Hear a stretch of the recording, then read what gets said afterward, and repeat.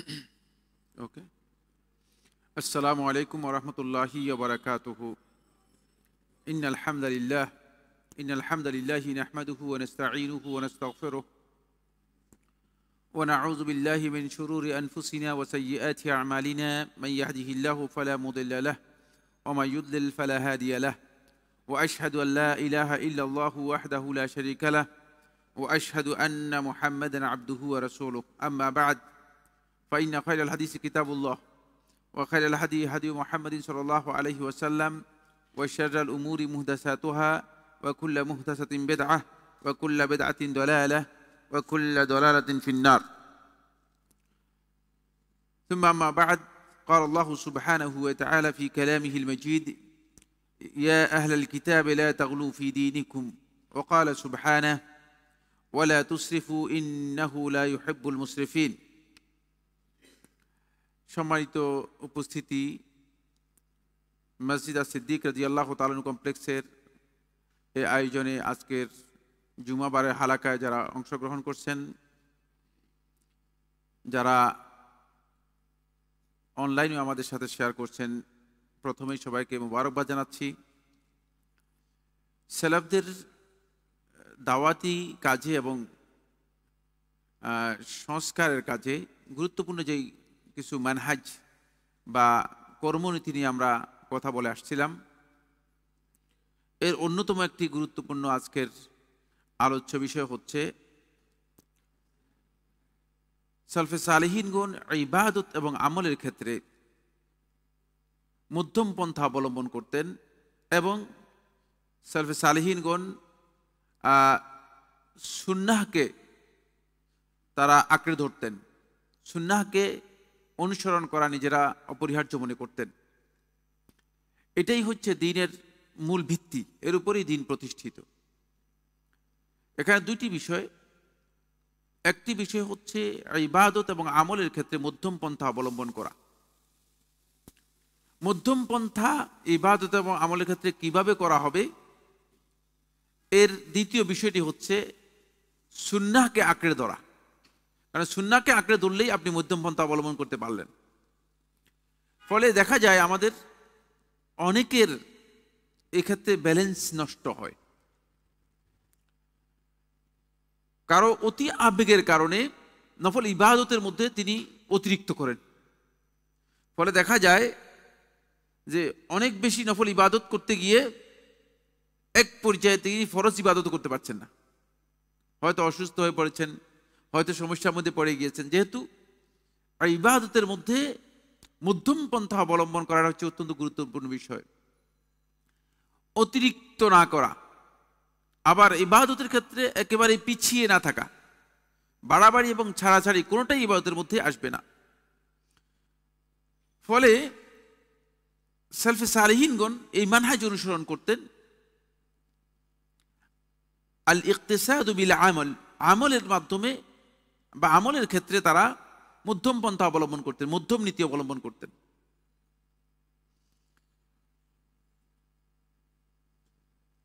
কিছু কিছু সালাফদের আমল সাব্যস্ত হয়েছে, তারা হয়তো নফল ইবাদতের ক্ষেত্রে অনেকে বেশি করেছেন, কিন্তু বেশিরভাগ সালফে সালেহিনের আমল সাব্যস্ত হয়েছে তারা ইবাদতের ক্ষেত্রে বা আমলের ক্ষেত্রে মধ্যম পন্থা অবলম্বন করেছেন। এটা হচ্ছে দ্বীনের মূল নির্দেশনা, এর উপরে দ্বীন প্রতিষ্ঠিত। সবার অবস্থান সমান হয় না, কিন্তু সাহাবায়ে কেরামদের কাছ থেকে আমরা যদি দেখি তাহলে আমরা দেখব যে সাহাবায়ে কেরামগণ ইবাদতের ক্ষেত্রে বেশিরভাগ সাহাবায়ে কেরাম মধ্যম পন্থা অবলম্বন করেছেন। আপনি সাহাবায়ে কেরামদের মধ্যে একজনকেও পাবেন না যে সারা জীবন মানে সিয়াম পালন করেছেন, কিন্তু পূর্ববর্তীদের অনেকের কাছে পাওয়া গিয়েছে, পাওয়া যায়নি আমি কথা বলবো না, কেউ কেউ মানে গোটা জীবন সিয়াম পালন করেছেন। গোটা জীবন বলতে আমি বোঝাচ্ছি যে মানে যে সমস্ত হারাম দিনগুলো আছে সেগুলো বাদ দিয়ে আর কি, মানে যে দিনগুলো সিয়াম পালন করা নিষেধ সেগুলো সিয়াম পালন করেনি, কিন্তু সিয়াম পালন করেছেন। এরকম সারা মানে পূর্ববর্তীদের অনেকের আমল পাওয়া গিয়েছে। যেমন আল্লাহর কিতাবের পরে এই পৃথিবীতে সবচেয়ে প্রসিদ্ধ এবং সবচেয়ে পরিচিত একটি কিতাব, সেটা হচ্ছে কোরআন কারীম, আল মুআজ্জামুল মুফাহরাস লিল কোরআন আলফাজিল কোরআনিল কারীম। ফুয়াদ আব্দুল বাকি রহমতুল্লাহ লেখা, মিশরে ছিলেন। ফুয়াদ আব্দুল বাকি রহমতুল্লাহ মিশরে ছিলেন, অনেক বড় আলেম ছিলেন। তিনি সর্বপ্রথম সহিহ বুখারী তারকিম করেন। সহিহ বুখারী তারকিমে যে কাজটি রয়েছে এই কাজটি করেন। ফুয়াদ আব্দুল বাকি রহমতুল্লাহ আলাই আমরা আল আলামের মধ্যে জিরিকলি তার একটা কিতাব রয়েছে আল আলাম, এখানে মানে মুসলিম মনীষী যারা আছে তাদের জীবনীর উপর লেখা। সেখানে ফুয়াদ আব্দুল বাকি রহমতুল্লাহ ছবিটা আমি দেখলাম, খুব পছন্দ হয়নি। ছবিটা দেখে আমার খুব পছন্দ হয়নি। মানে আমার কাছে নিজের কাছে একটু মনে হয়েছে যে ফুয়াদ আব্দুল বাকি রহমতুল্লাহ মতো ব্যক্তি, যিনি এত বিশাল খেদমত করেছেন, আল্লাহর কিতাবের পর আল্লাহর কিতাবের সবচেয়ে কাছের যে গ্রন্থ, যেটা আল্লাহর কিতাব মানে এর জন্য সবচেয়ে সহায়ক, গোটা পৃথিবীর সমস্ত মানুষ যেখান থেকে উপকৃত হচ্ছে, এবং এই ধরনের একটা বিরাট খেদমত, আর সহিহ বুখারী যিনি তারকিম করেছেন সর্বপ্রথম, এত বড় খেদমত করেছেন, মানে মুখের মধ্যে দাঁড়িয়েও নেই, দেখতে পছন্দ হয়নি আমার, এটা নিজের মধ্যে একটু খারাপ লেগেছে। তখন আমি তার জীবনীটা কি লেখা, জীবনীটা কি লিখলো দেখি, বুঝলেন না? দেখার মানে খুব আগ্রহ তৈরি হয়েছে, ছবিটা দেখলে পছন্দ হয়নি, বুঝতে পেরেছেন? তো দেখলাম যে জিরিকলি তার জীবনীর মধ্যে উল্লেখ করেছে যে তিনি সারা জীবন সিয়াম পালন করতেন এবং রাত্র জেগে সারা জীবন রাতের নামাজ পড়তেন। তখন আমি নিশ্চিত হয়েছি যে না, এই লোক থেকে আল্লাহ তাআলা তার দ্বীনের খেদমত নিয়েছেন, ঠিকই নিয়েছেন। এই জন্য সালাফদের মধ্যে অনেকের আমল কিছু অতিরিক্ত সাব্যস্ত হয়েছে, কিন্তু বেশিরভাগ আহলুল ইলম এবং বেশিরভাগ আলেমদের সালাফদের মানহাজ ছিল তারা ইবাদতের ক্ষেত্রে ইকতিসাদ করতেন, মধ্যম পন্থা অবলম্বন করতেন। মধ্যম পন্থা অবলম্বন করলে যেটি লাভ হয় সেটা হচ্ছে এই যে আপনার ইবাদতটা কম হলেও ইবাদতটা আপনি নিয়মিত করতে পারবেন, কন্টিনিউ করতে পারবেন।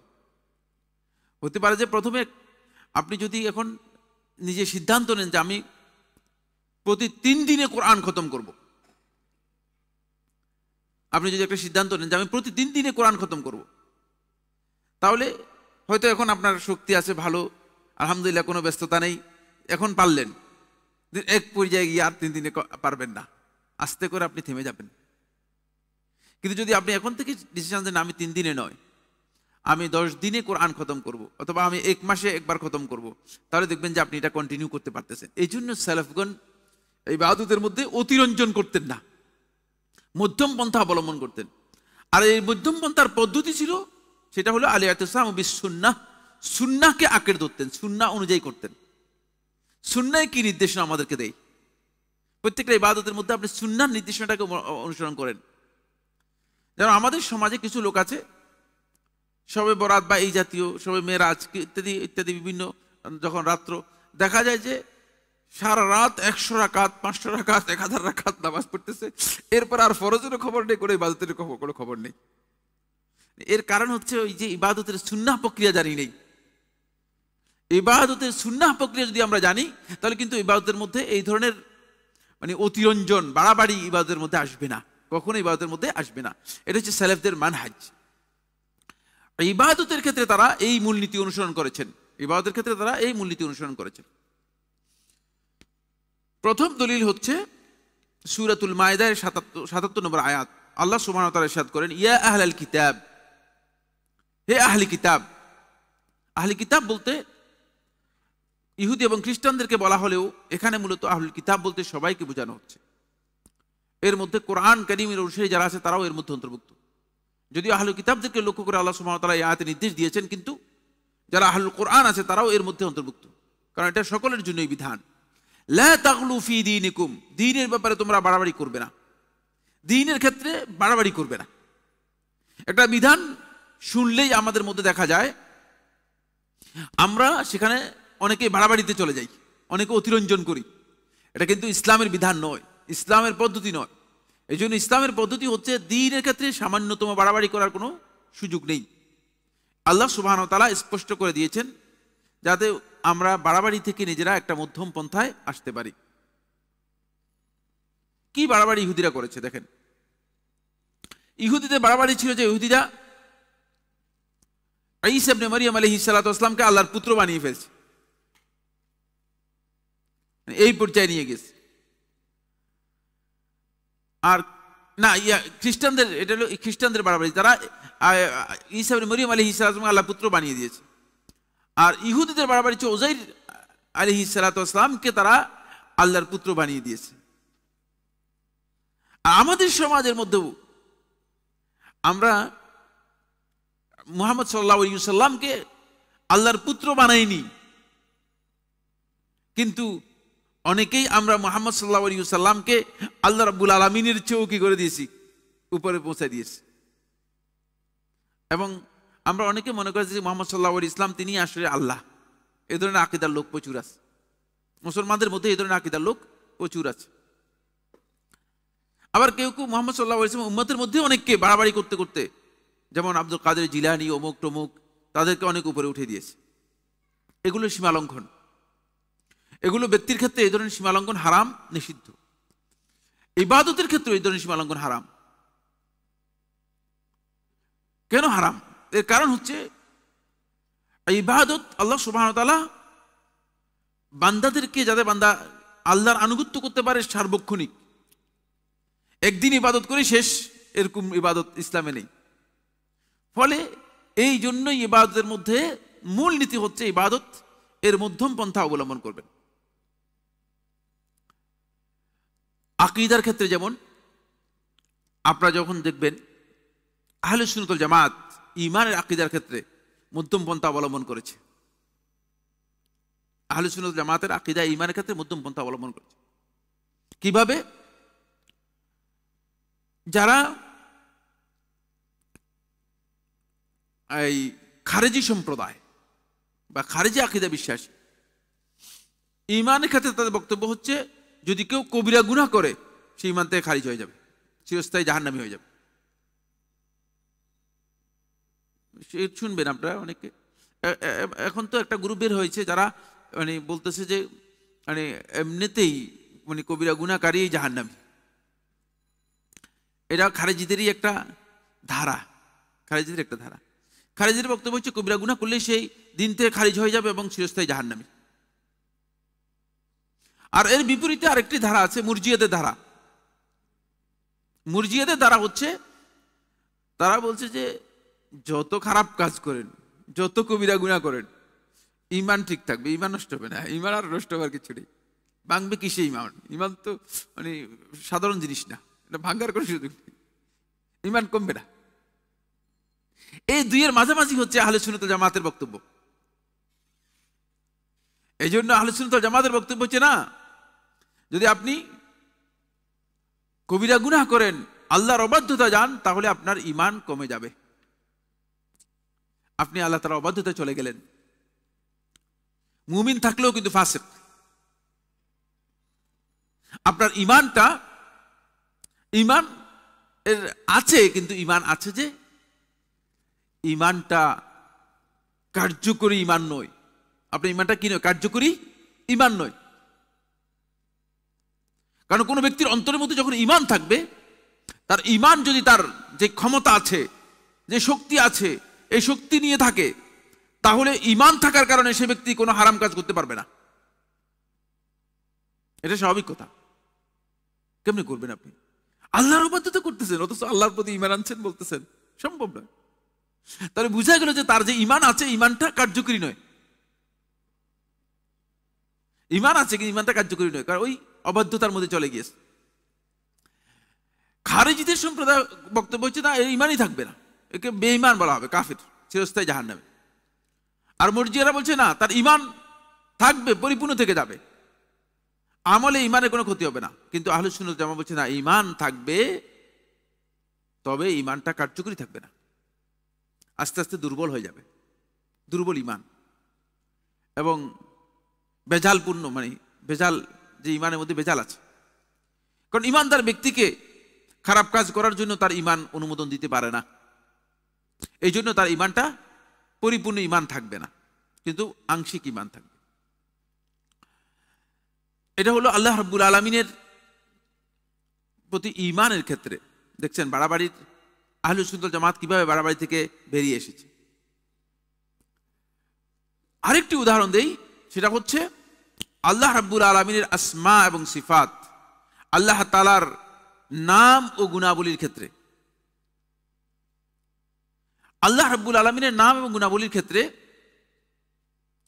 মুতাজিলা, জাহমিয়া সম্প্রদায় এবং এদের সাথে যুক্ত হয়েছে মাতুরিদি এবং আশারি সম্প্রদায়। এরা আপনারা হয়তো এদেরকে চিনেন না সবাই ভালো করে। এগুলো বিভিন্ন আকীদাগত ফেরকা, মানে খুব সহজে বোঝানোর জন্য বলতেছি, এরা হচ্ছে বিভিন্ন আকীদাগত ফেরকা। মুতাজিলা সম্প্রদায় একটা আকীদার ফেরকা। এদের ইমাম, প্রথম ইমাম হচ্ছে ওয়াসিল ইবনে আতা আল মৌসেলি। তারপরে জাহমিয়া, এটা একটা আকীদাগত ফেরকা। এদের ইমাম এবং এদের মানে আবির্ভাব হয়েছে জাহাম ইবনে সাফওয়ান থেকে। এরা হলো জাহমিয়া সম্প্রদায়। তৃতীয় নম্বর মাতুরিদি সম্প্রদায়। মাতুরিদি হচ্ছে আবু মনসুর আল মাতুরিদি রহমতুল্লাহ আলাই, এদের ইমাম। এটা একটা আকীদাগত ফিরকা। তারপরে আশআরী সম্প্রদায়, আবুল হাসান আল আশআরী রহমতুল্লাহ আলাই, এই এদের ইমাম।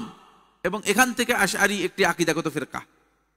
এদের আলাদা আকীদাগত দৃষ্টিভঙ্গি আছে। এদের কেউই পরিপূর্ণরূপে আহলুস সুন্নাহ ওয়াল জামাতের যে আকীদা আছে এই আকীদার সাথে পরিপূর্ণরূপে ঐক্যমত পোষণ করেন নাই। যদি ঐক্যমত পোষণ করতো তাহলে এরা এই সম্প্রদায়ের নাম হতো না। তাহলে এদের নাম কি হতো? কি হতো এদের নাম? অবশ্যই আহলুস সুন্নাহ ওয়াল জামাত হতো। বুঝতে পেরেছেন?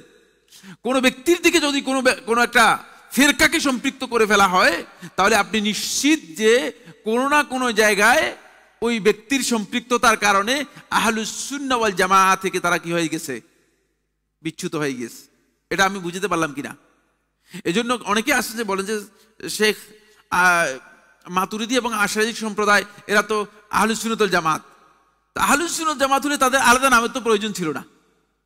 বুঝতে পেরেছেন? আলাদা নাম, তাহলে আলাদা নাম দিল কেন? আলাদা নাম দেওয়ার অর্থই হচ্ছে তারা আকীদাগত কোনো না কোনো ক্ষেত্রে তাদের বিচ্যুতি ঘটেছে, যেই কারণে তারা নিজেদেরকে কি করেছে? ভিন্ন পরিচয় দিয়েছে।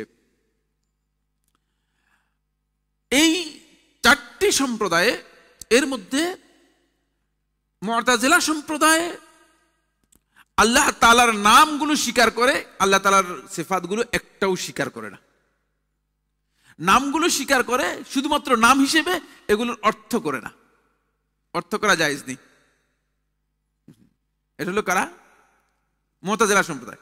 জাহমিয়া সম্প্রদায় আল্লাহ তাআলার সমস্ত নাম, সমস্ত সিফাতকে অস্বীকার করে, বলে যেগুলো আল্লাহ তাআলার জন্য সাব্যস্ত করা যাবে না, তাহলে আল্লাহ রাব্বুল আলামিন এর মর্যাদা নষ্ট হয়ে যাবে। আল্লাহ তাআলা কি হয়ে যাবে? মর্যাদা নষ্ট হয়ে যাবে। দেখছেন? এরপরে মাতুরিদি সম্প্রদায়, তারা আল্লাহ রাব্বুল আলামিনের নাম সবগুলো স্বীকার করে, কিন্তু আল্লাহ রাব্বুল আলামিনের সিফাত সবগুলো স্বীকার করে না। আল্লাহ রাব্বুল আলামিনের সিফাতের মধ্যে শুধুমাত্র গোনা 7টি সিফাতকে তারা স্বীকার করে, আর বাকিগুলোকে তারা তাউইল করে, অপব্যাখ্যা করে। বাকিগুলোকে কি করে? অপব্যাখ্যা করে। ঠিক এর পাশাপাশি আশআরী সম্প্রদায়, তারাও আল্লাহ সুবহানাহু ওয়া তাআলার নামগুলো সবগুলো স্বীকার করে, কিন্তু আল্লাহ রাব্বুল আলামিনের সিফাতের মধ্যে হাতে গোনা কিছু সিফাতকে স্বীকার করে, আর বাকি সিফাতগুলোকে তারা তাউইল করে, অপব্যাখ্যা করে। এর অর্থ হচ্ছে মূলত তারা আসলে সিফাতের দিক থেকে আল্লাহ তাআলার সিফাতগুলোকে যেভাবে সাব্যস্ত করা দরকার সেভাবে কি করে না? সাব্যস্ত করে না। সেভাবে সাব্যস্ত করে না। এই দুই যে ফেরকাগুলো আলোচনা করলাম, একটা হচ্ছে মানে জাহমিয়া সম্প্রদায়, আরেকটা হচ্ছে মাতুরিদি এবং আশআরী সম্প্রদায়, মুআওবিলা সম্প্রদায়, তাউইল করে। এদের মাঝামাঝি হচ্ছে আহলুস সুন্নাত ওয়াল জামাত। এরা আল্লাহ তাআলার সমস্ত আসমা এবং সিফাত, যত নাম আছে, যত গুণাবলী আছে, সবগুলোকে স্বীকার করে, একটাকেও অপব্যাখ্যা করে না। কিন্তু স্বীকার করার সাথে একটা কথা যুক্ত করে দেয়, যেটা আল্লাহ তাআলার জন্য সাব্যস্ত হয়েছে সেটা আল্লাহর সাথে সামঞ্জস্যপূর্ণ, দুনিয়ার কোনো মাখলুকাতের সাথে এর কোনো তুলনা হবে না। তাহলে এখানে বেঁচে গেলেন। এখন আল্লাহ সুবহানাহু ওয়া তাআলা কোরআনে কারীমের মধ্যে আল্লাহ তাআলার হাত সাব্যস্ত করেছেন। কোরআনের মধ্যে আছে আল্লাহ তাআলার হাত আছে কি নাই? আছে। কিন্তু এর অর্থ কি মানে আমাদের হাতের মতো? নাউজুবিল্লাহ। এটাই হচ্ছে বললেন এই যে মধ্যম পন্থা অবলম্বন করেছে। আল্লাহ তাআলার আসমা এবং সিফাতের মধ্যে আহলুস সুন্নাত ওয়াল জামাত মধ্যম পন্থা অবলম্বন করেছে। আল্লাহ রাব্বুল আলামিনের চোখ আছে, আল্লাহ রাব্বুল আলামিনের হাত আছে, এটা আল্লাহ তাআলা কোরআনের মধ্যে ঘোষণা করেছেন। সুতরাং আল্লাহ তাআলা যেটা ঘোষণা করেছেন আপনি সেটাকে অস্বীকার করতে পারবেন? হ্যাঁ, আসেন। মাতুরিদি এবং আশারি সম্প্রদায়ের বক্তব্য হচ্ছে এই ক্ষেত্রে তারা বলেন যে আল্লাহ তাআলা যে কোরআনের মধ্যে আল্লাহ তাআলা চোখের কথা বলেছেন, আল্লাহ তাআলার হাতের কথা বলেছেন, আল্লাহ রাব্বুল আলামিনের পায়ের কথা বলেছেন, ইত্যাদি ইত্যাদি, বলছে এগুলো রূপক অর্থবোধক। এই কথাটা একেবারেই অবাঞ্ছিত। এক নম্বর কথা হচ্ছে আল্লাহ তাআলা তাঁর পরিচয় করে দিচ্ছেন, আর আমি বলতেছি আল্লাহকে যে আল্লাহ আপনি আপনার পরিচয় করে দিয়েছেন রূপক অর্থে। এ কথাটা শুদ্ধ হইল কিনা বলেন তো? এটা হতে পারে কোনোদিন? দেখছেন কত বড় বিভ্রাট। আল্লাহ সুবহানাহু ওয়া তাআলা তার পরিচয় করে দিচ্ছেন, আল্লাহর পরিচয় করে দিচ্ছেন, আর আমি মানে আলাদা একজন ব্যক্তি, আমি কিচ্ছু জানি না আল্লাহ সম্পর্কে, আর আমি বলতেছি যে না আল্লাহ তাআলা তার পরিচয় করে দিয়েছেন, রূপক পরিচয় করে দিয়েছেন। কিভাবে বললেন এই কথা? আল্লাহ কি বান্দাদের কাছে মানে আল্লাহ সুবহানাহু ওয়া তাআলা রূপক পরিচয় দেওয়ার জন্য আল্লাহ সুবহানাহু ওয়া তাআলা তার পরিচয় করে দিচ্ছেন? না। সুতরাং এই বক্তব্য একেবারেই শুদ্ধ নয়। এই বক্তব্য যারা দিচ্ছেন এটা তাদের একান্ত প্রবৃত্তির বক্তব্য। আল্লাহর কিতাবের মধ্যে আল্লাহ সুবহানাহু ওয়া তাআলা নিজের জন্য যেটা সাব্যস্ত করেছেন সেটাকে রূপক বলার সামান্যতম কোনো অধিকার কারো নেই, সামান্যতম কারো অধিকার নেই। এই ব্যাখ্যা করে পুরা কোরআনটাকে বানসাল করে দিয়েছে। কোরআনের এখন যে আয়াত আপনি পড়েন, আপনি সুফিদের তাফসিরের মধ্যে যান, কাদিয়ানীদের তাফসিরের মধ্যে যান, শিয়াদের তাফসিরের মধ্যে যান, কোরআনের বিভিন্ন বিভ্রান্ত ফিরকা বাতিনীদের তাফসিরের মধ্যে যান, কারামাতীদের তাফসিরের মধ্যে যান, আপনি দেখবেন যে তারা বলছে যে এই আয়াত দ্বারা এই কথা বোঝানো হয়েছে। এই আয়াত দিয়ে দুনিয়াতে কোনোদিন কেউ এই কথা বুঝে নেই। আল্লাহ রাসূল সাল্লাল্লাহু আলাইহি ওয়াসাল্লাম বুঝেন নাই, সাহাবীরাও বুঝেন নাই। বলে এইভাবে অর্থ করলেন কেন কোরআনের? বলছে এটা আল্লাহ তাআলা রূপক বুঝিয়েছেন। তো তোমার সাথে কিভাবে আল্লাহর সাথে কথা হলো? কখন কথা হলো আল্লাহর সাথে যে আল্লাহ সুবহানাহু ওয়া তাআলা রূপক অর্থ বুঝিয়েছেন? রূপক এই অর্থটা তুমি পাইলা কোথায়? এটা প্রশ্ন হবে না যে আল্লাহ তাআলা এটাকে রূপক অর্থ বুঝিয়েছেন, এই অর্থটা তোমাকে কি আল্লাহ তাআলা কি আলাদা করে বলে দিয়েছেন?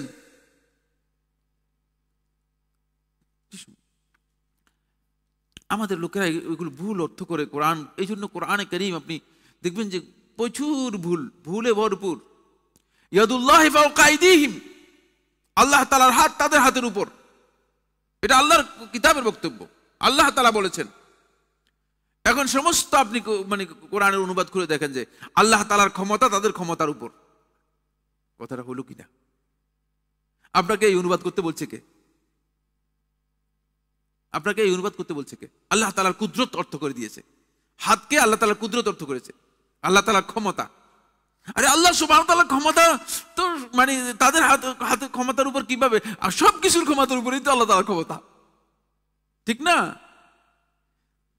আপনার সাথে কি আল্লাহ তাআলার সাথে কোনো স্পেশাল কথা হয়েছে যে আল্লাহ সুবহানাহু ওয়া তাআলা বলেছে আমি বুঝিয়েছি, কিন্তু আমার ক্ষমতার কথা বুঝিয়েছি? কোনোদিন কথা হয়নি আপনার সাথে। তাহলে আপনি কেন আল্লাহ তাআলার বক্তব্যকে রূপক অর্থেও ব্যবহার করছেন? এই জায়গায় গিয়ে আহলুস সুন্নাত ওয়াল জামাত দ্বীনের ব্যাপারে মধ্যম পন্থা অবলম্বন করেছে। আল্লাহ তাআলার জন্য যেটা প্রযোজ্য সেটা অবশ্যই আল্লাহ রাব্বুল আলামিনের জন্য সাব্যস্ত করতে হবে। এখানে আপনার বক্তব্য চলবে না, এখানে আমার বক্তব্য চলবে না। আমি বক্তব্য দিয়ে সাব্যস্ত করলে ভুল হবে। এই জায়গায় সীমালঙ্ঘন হয়েছে। আহলুস সুন্নাত ওয়াল জামাত আল্লাহ রাব্বুল আলামিনের নাম এবং সিফাতের ক্ষেত্রে এই জন্য মধ্যম পন্থা অবলম্বন করেছে। আপনি আশ্চর্য হবেন, আমাদের দেওবন্দি ঘরানা উলামায়ে কেরামগণ তারা এই যে আল্লাহর কিতাব, আল্লাহর কোরআনের পরিচয় আল্লাহ রাব্বুল আলামিন তার কিতাবের একাধিক জায়গায় কালামুল্লাহ বলেছেন, এটা আল্লাহর কালাম। কি বলছেন? আল্লাহর কালাম অর্থ কি বলতে পারবেন আপনারা কেউ? আল্লাহর কালাম অর্থটা কি? আল্লাহর কথা। কালাম মানে কি? কথা। কালাম শব্দ শাব্দিক অর্থ কি? কালাম হচ্ছে কথা। তো কালামুল্লাহ মানে কি? কালামুল্লাহ মানে কি? আল্লাহর কথা। এই যে কিতাব, এটা আল্লাহ রাব্বুল আলামিনের কথা।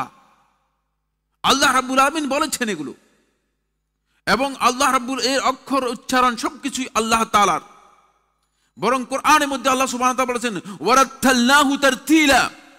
এটাকে শুধুমাত্র আল্লাহর কথা যে তা নয়, আল্লাহ তাআলা বলতেছে ওয়ারাত্তালনাহু তারতিলা, এটাকে আমি ধীরস্থির ভাবে সুন্দর করে তেলাওয়াত করে দিয়েছি। কোরআনের তারতিল আল্লাহ তাআলা নিজে করেছেন, বুঝতে পেরেছেন? এটা কোরআনের মধ্যে আল্লাহ তাআলা বলেছেন। দেখেন, এটা আল্লাহর কালাম, এবং আল্লাহ রাব্বুল আলামিন এটাকে তারতিল সহ কি করেছেন? তেলাওয়াত করেছেন। আল্লাহ তাআলা নিজে বলছেন, এটা আমাদের বক্তব্য নয়, এটা আমি নিজে তৈরি করেই বলছি যে ব্যাপারটা এমন নয়, কোরআন বলতেছে। আমাদের দেবন্দী ঘরানা ওলামায়ে কেরামদের বক্তব্য হচ্ছে এটা আল্লাহর কালাম নয়। দেখছেন এটা কি আকীদা? আমরা কয়েকজন আলেমকে জিজ্ঞেস করলাম যে বলেন যে আপনি এটা কি আল্লাহর কালাম কিনা? ডান বাম করে। কারণ হচ্ছে তাদের আকীদা হচ্ছে যে এটা হচ্ছে আল কালামুন নাফসি, এটা কালাম নয়, মানে এটা আল্লাহ তাআলার কথা নয়।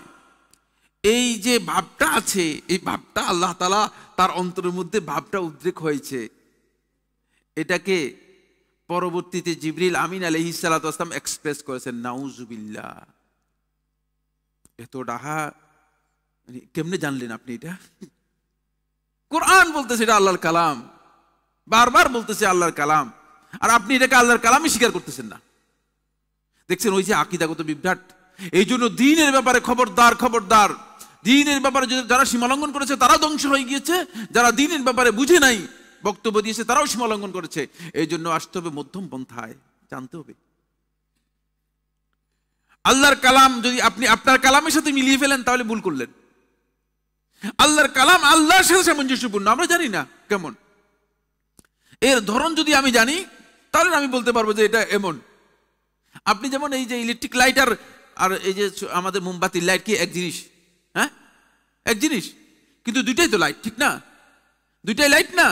ইলেকট্রিক লাইট এটাও লাইট, আর মোমবাতির লাইট এটাও এক লাইট না? দুইটাই লাইট, কিন্তু এক জিনিস কিনা? তাহলে আমরা সহজ হয়ে গেল আমাদের কাছে বুঝতে, আমার আল্লাহ সুবহানাহু ওয়া তাআলা যত মহান, আল্লাহ রাব্বুল আলামিন প্রত্যেকটা জিনিসই মহান, কোনো সন্দেহ নেই। কিন্তু আল্লাহ রাব্বুল আলামিনের সাথে আপনি আপনার কথাকে মিলাচ্ছেন কেন? এই মিলাতে গিয়েই আল্লাহ রাব্বুল আলামিন সম্পর্কে একটা ভুল ধারণা তাদের মধ্যে যুক্ত হয়েছে, একটা ভুল কনসেপ্ট এসেছে, যে তারা বলেছে যে আল্লাহ রাব্বুল আলামিনের কালাম সাব্যস্ত করা যাবে না আল্লাহর জন্য। কারণ আল্লাহর জন্য যদি কালাম সাব্যস্ত করা হয় তাহলে আল্লাহ রাব্বুল আলামিনের কথা আমাদের কথার মতো হয়ে যাবে। কোনো দরকার নেই সীমালঙ্ঘন। এই কারণে আল্লাহ সুবহানাহু ওয়া তাআলা দ্বীনের বিধানের ব্যাপারে, মৌলিক বিষয়ে, তাওহীদ এবং আকীদার বিষয়ে আল্লাহ সুবহানাহু ওয়া তাআলা স্পষ্ট করে বলে দিয়েছেন লা তাগলু ফি দীনিকুম, সীমালঙ্ঘন করতে পারবে না। এখানে সীমা দেয়া আছে, একটু উপরে গেলেও ভুল হবে আর নিচে আসলে ভুল হবে। উপরে যাওয়া যেমন সীমালঙ্ঘন, নিচে যাওয়া সীমালঙ্ঘন, কোনোটাই করতে পারবেন না। আপনি দেখেন আপনি আল্লাহ রাসূল সাল্লাল্লাহু আলাইহি ওয়াসাল্লাম যে মর্যাদা আছে, সেই মর্যাদা আছে এক চুল রাসূলুল্লাহ সাল্লাল্লাহু আলাইহি ওয়াসাল্লামের মর্যাদা অতিরিক্ত দিবেন, আপনি গুনাহ করলেন। আবার রাসূল সাল্লাল্লাহু আলাইহি ওয়াসাল্লামের মর্যাদা যদি খাটো করেন, এটা আপনার জন্য জায়েজ হবে কিনা? হ্যাঁ, মোটেও জায়েজ হবে না। দ্বিতীয় নম্বর দলিল হচ্ছে সূরাতুল আনআমের 141 নম্বর আয়াতে আল্লাহ তাআলা বলেন ওয়ালা তুসরিফু ইন্নাহু লা ইউহিব্বুল মুসরিফিন, তোমরা অপচয় করো না। আমাদেরকে আল্লাহ সুবহানাহু ওয়া তাআলা মানে প্রত্যেকটা কাজের ক্ষেত্রে একটা ব্যালেন্স করতে বলেছেন। কুলু ওয়াশরাবু, তোমরা খাও পান করো। হালাল কাজের অনুমোদন দেয়া আছে, কিন্তু হালাল কাজের মধ্যে একটা লিমিটেশন দেয়া আছে, সেটা হচ্ছে এখানে অপচয় করা যাবে না। মুসলিমদের এখন বর্তমানে সবচেয়ে বড় সমস্যা হচ্ছে এই জায়গায় দেখা যায় যে তারা অপচয় করে। এটা যে আল্লাহর বিধানের লঙ্ঘন, বৈধ হলেও বৈধ কাজও আপনি কিন্তু অপচয় করতে পারবেন না। কিন্তু অপচয়ের আপনাকে সংজ্ঞা জানতে হবে। আমাদের কিছু বন্ধু বান্ধব ইতিমধ্যে তারা আমাদের কাছে বিভিন্ন বিষয়ে প্রশ্ন করতেছেন, জিজ্ঞেস করতেছেন যে বলে শেখ, ঘরের মধ্যে খাট রাখা জায়েজ হবে কিনা? আমি মাঝে মধ্যে উপরের দিকে তাকাই, নিচের দিকে তাকাই, লোকটার চেহারা কেমন দেখি আর কি। কিছু বিষয় আছে বললেন, সীমা লঙ্ঘনের এমন এক পর্যায়ে চলে গিয়েছে, সীমা লঙ্ঘনের একটা পর্যায়ে আছে তো, মানে ঘরের মধ্যে থাকার জন্য খাট রাখা, এটাকে দুনিয়ার কেউ অপচয় বলে নাই। আপনি অপচয়ের সংজ্ঞা তো বুঝেন নাই। যেটা আপনার জীবন ধারণের জন্য প্রয়োজন, জীবন যাপনের জন্য যেটা আপনার দরকার, সেটা আপনাকে অবশ্যই থাকতে হবে। আর যদি সেটা না রাখেন তাহলে আপনি অপচয়, আপনি কি প্রণতা করলেন, নিজেকে কষ্ট দিলেন। আপনাকে অপচয় নিষেধ করা হয়েছে, আপনাকে কৃপণতা করতে নিষেধ করা হয়েছে, কিচ্ছুতা সাধন করতে নিষেধ করা হয়েছে। আপনি কোনোভাবেই কম করতে পারবেন না। দেখা যাচ্ছে যে অনেকে অপচয় মনে করে তিনি অনেক মৌলিক যে সমস্ত কাজ আছে সেগুলো পর্যন্ত করেন না। এটাও কিন্তু ভুল। অপচয় হচ্ছে যেখানে আপনার যা প্রয়োজন নেই তা আপনি যদি খরচ করেন, সেটা অপচয়। আপনার যদি খাবারের প্রয়োজন হয়, 10 কেজি গরুর গোশত প্রয়োজন, 10 কেজি গরুর গোশত আপনি নিতে পারবেন। 20 কেজি নিয়ে আসলেন, নষ্ট করলেন, এটা আপনার জন্য হারাম হবে। এটা হচ্ছে অপচয়। কিন্তু আপনি যদি 10 কেজি গরুর গোশতের প্রয়োজন হয়, সেখানে যদি 3 কেজি গরুর গোশত এনে বলেন যে 3 কেজি দিয়ে কোন রকম লোকদেরকে বুঝাই দাও, এটা হচ্ছে কৃপণতা। এটা আপনি অপচয়ের, মানে যে অপচয় করি নাই আমি, এ কথা বুঝাতে পারবেন, এটা কৃপণতা। আপনার বাসায় মেহমান আসছে, মেহমানকে মেহমানদারি করা এটা সুন্নাহ, মেহমানকে খাওয়ানো সুন্নাহ। এখন আপনি বলে যে না অপচয় হয়ে যাবে, বলে যে না মেহমানকে আমরা যা খাই কোন রকম মানে কিছু দিলাম, কোন ধরনের মেহমানের জন্য একটা সম্মান দেখালেন না। হকুল দিয়াফা, মেহমানের প্রথম দিন একটা দিয়াফা করার হক আছে, বুঝতে পেরেছেন? এতটুকু হক আদায় করেন নাই, এটা আপনি কিন্তু আসলে মানে আপনি বলে যে আমি অপচয় করি না, এটা ভুল। বরং আপনি ইসলামের বিধান বুঝেন নাই। সুন্নাহ হচ্ছে মেহমান আসলে মেহমানদারি করানো। এই ক্ষেত্রে অনেকেই মানে অপচয় এই জিনিসটাকে অন্য অর্থে নিয়ে যাচ্ছেন। অপচয় হচ্ছে অতিরিক্ত খরচ করা, যে খরচটুকু আপনার প্রয়োজন নেই সেটা আপনি খরচ করবেন, এটা আপনার জন্য জায়েজ নেই। কিন্তু যেটা আপনার প্রয়োজন, যেটা আপনাকে করতে হয়, সেটা যদি আপনি করেন তাহলে এটা অপচয় হবে না। দ্বীনের ক্ষেত্রে হালাল বিষয়গুলোতে আহলুস সুন্নাত ওয়াল জামাতের বিধান হচ্ছে যে তারা হালাল যেই খরচ আছে সেটাকে তারা মধ্যম পন্থা অবলম্বন করতেন। মানে অনেক বেশি খরচ করে মানে টাকা পয়সা নষ্ট করতেন না, অনেক বেশি খাওয়া দাওয়া করতেন না, একটা মধ্যম পন্থা অবলম্বন করতেন। আবার একেবারে কৃপণতা করে, একেবারে খরচ না করে, নিজে কষ্ট করে পরিবারকে কষ্ট দিয়ে, এই ধরনের তারা কি করতেন না, অবলম্বন করতেন না। এটাও কিন্তু ইসলামের পদ্ধতির পরিপন্থী। এখানে দ্বীনের ভিত্তি হচ্ছে মধ্যম পন্থা অবলম্বন করতে হবে, অপচয় করা যাবে না। এগুলোকে আল্লাহ সুবহানাহু ওয়া তাআলা সূরা বাকারার মধ্যে বলেছেন তিলকা হুদুদুল্লাহি ফালা তা'তাদুহা, এগুলো আল্লাহ তাআলা সীমারেখা দিয়ে দিয়েছেন, এটা অতিক্রম করা যাবে না। এগুলো আল্লাহর পক্ষ থেকে আমাদের জন্য একটা সীমারেখা। সীমারেখা আমাদেরকে কি করতে হবে, এগুলো অতিক্রম করা যাবে না। আর যদি অতিক্রম করি, সূরা বাকারা 190 নম্বর আয়াতের মধ্যে আল্লাহ তাআলা বলেন ওয়ালা তা'তাদু, তোমরা সীমা লঙ্ঘন করো না। ইন্নাল্লাহা লা ইউহিব্বুল মু'তাদিন, আল্লাহ তাআলা সীমা লঙ্ঘনকারীদের পছন্দ করে না। তাহলে আল্লাহ তাআলার অপছন্দে চলে গেলাম। এজন্য কোনো ক্ষেত্রেই সীমা লঙ্ঘন করলেন আপনি আল্লাহ তাআলার অপছন্দের দিকে চলে গেলেন। আল্লাহ রাব্বুল আলামিনের ডাকার ক্ষেত্রে আল্লাহ সুবহানাহু ওয়া তাআলা এই জন্য সীমা লঙ্ঘনটাকে যুক্ত করে দিয়েছেন। দোয়ায়ের ক্ষেত্রে আল্লাহ সুবহানাহু ওয়া তাআলা কোরআনে কারীমের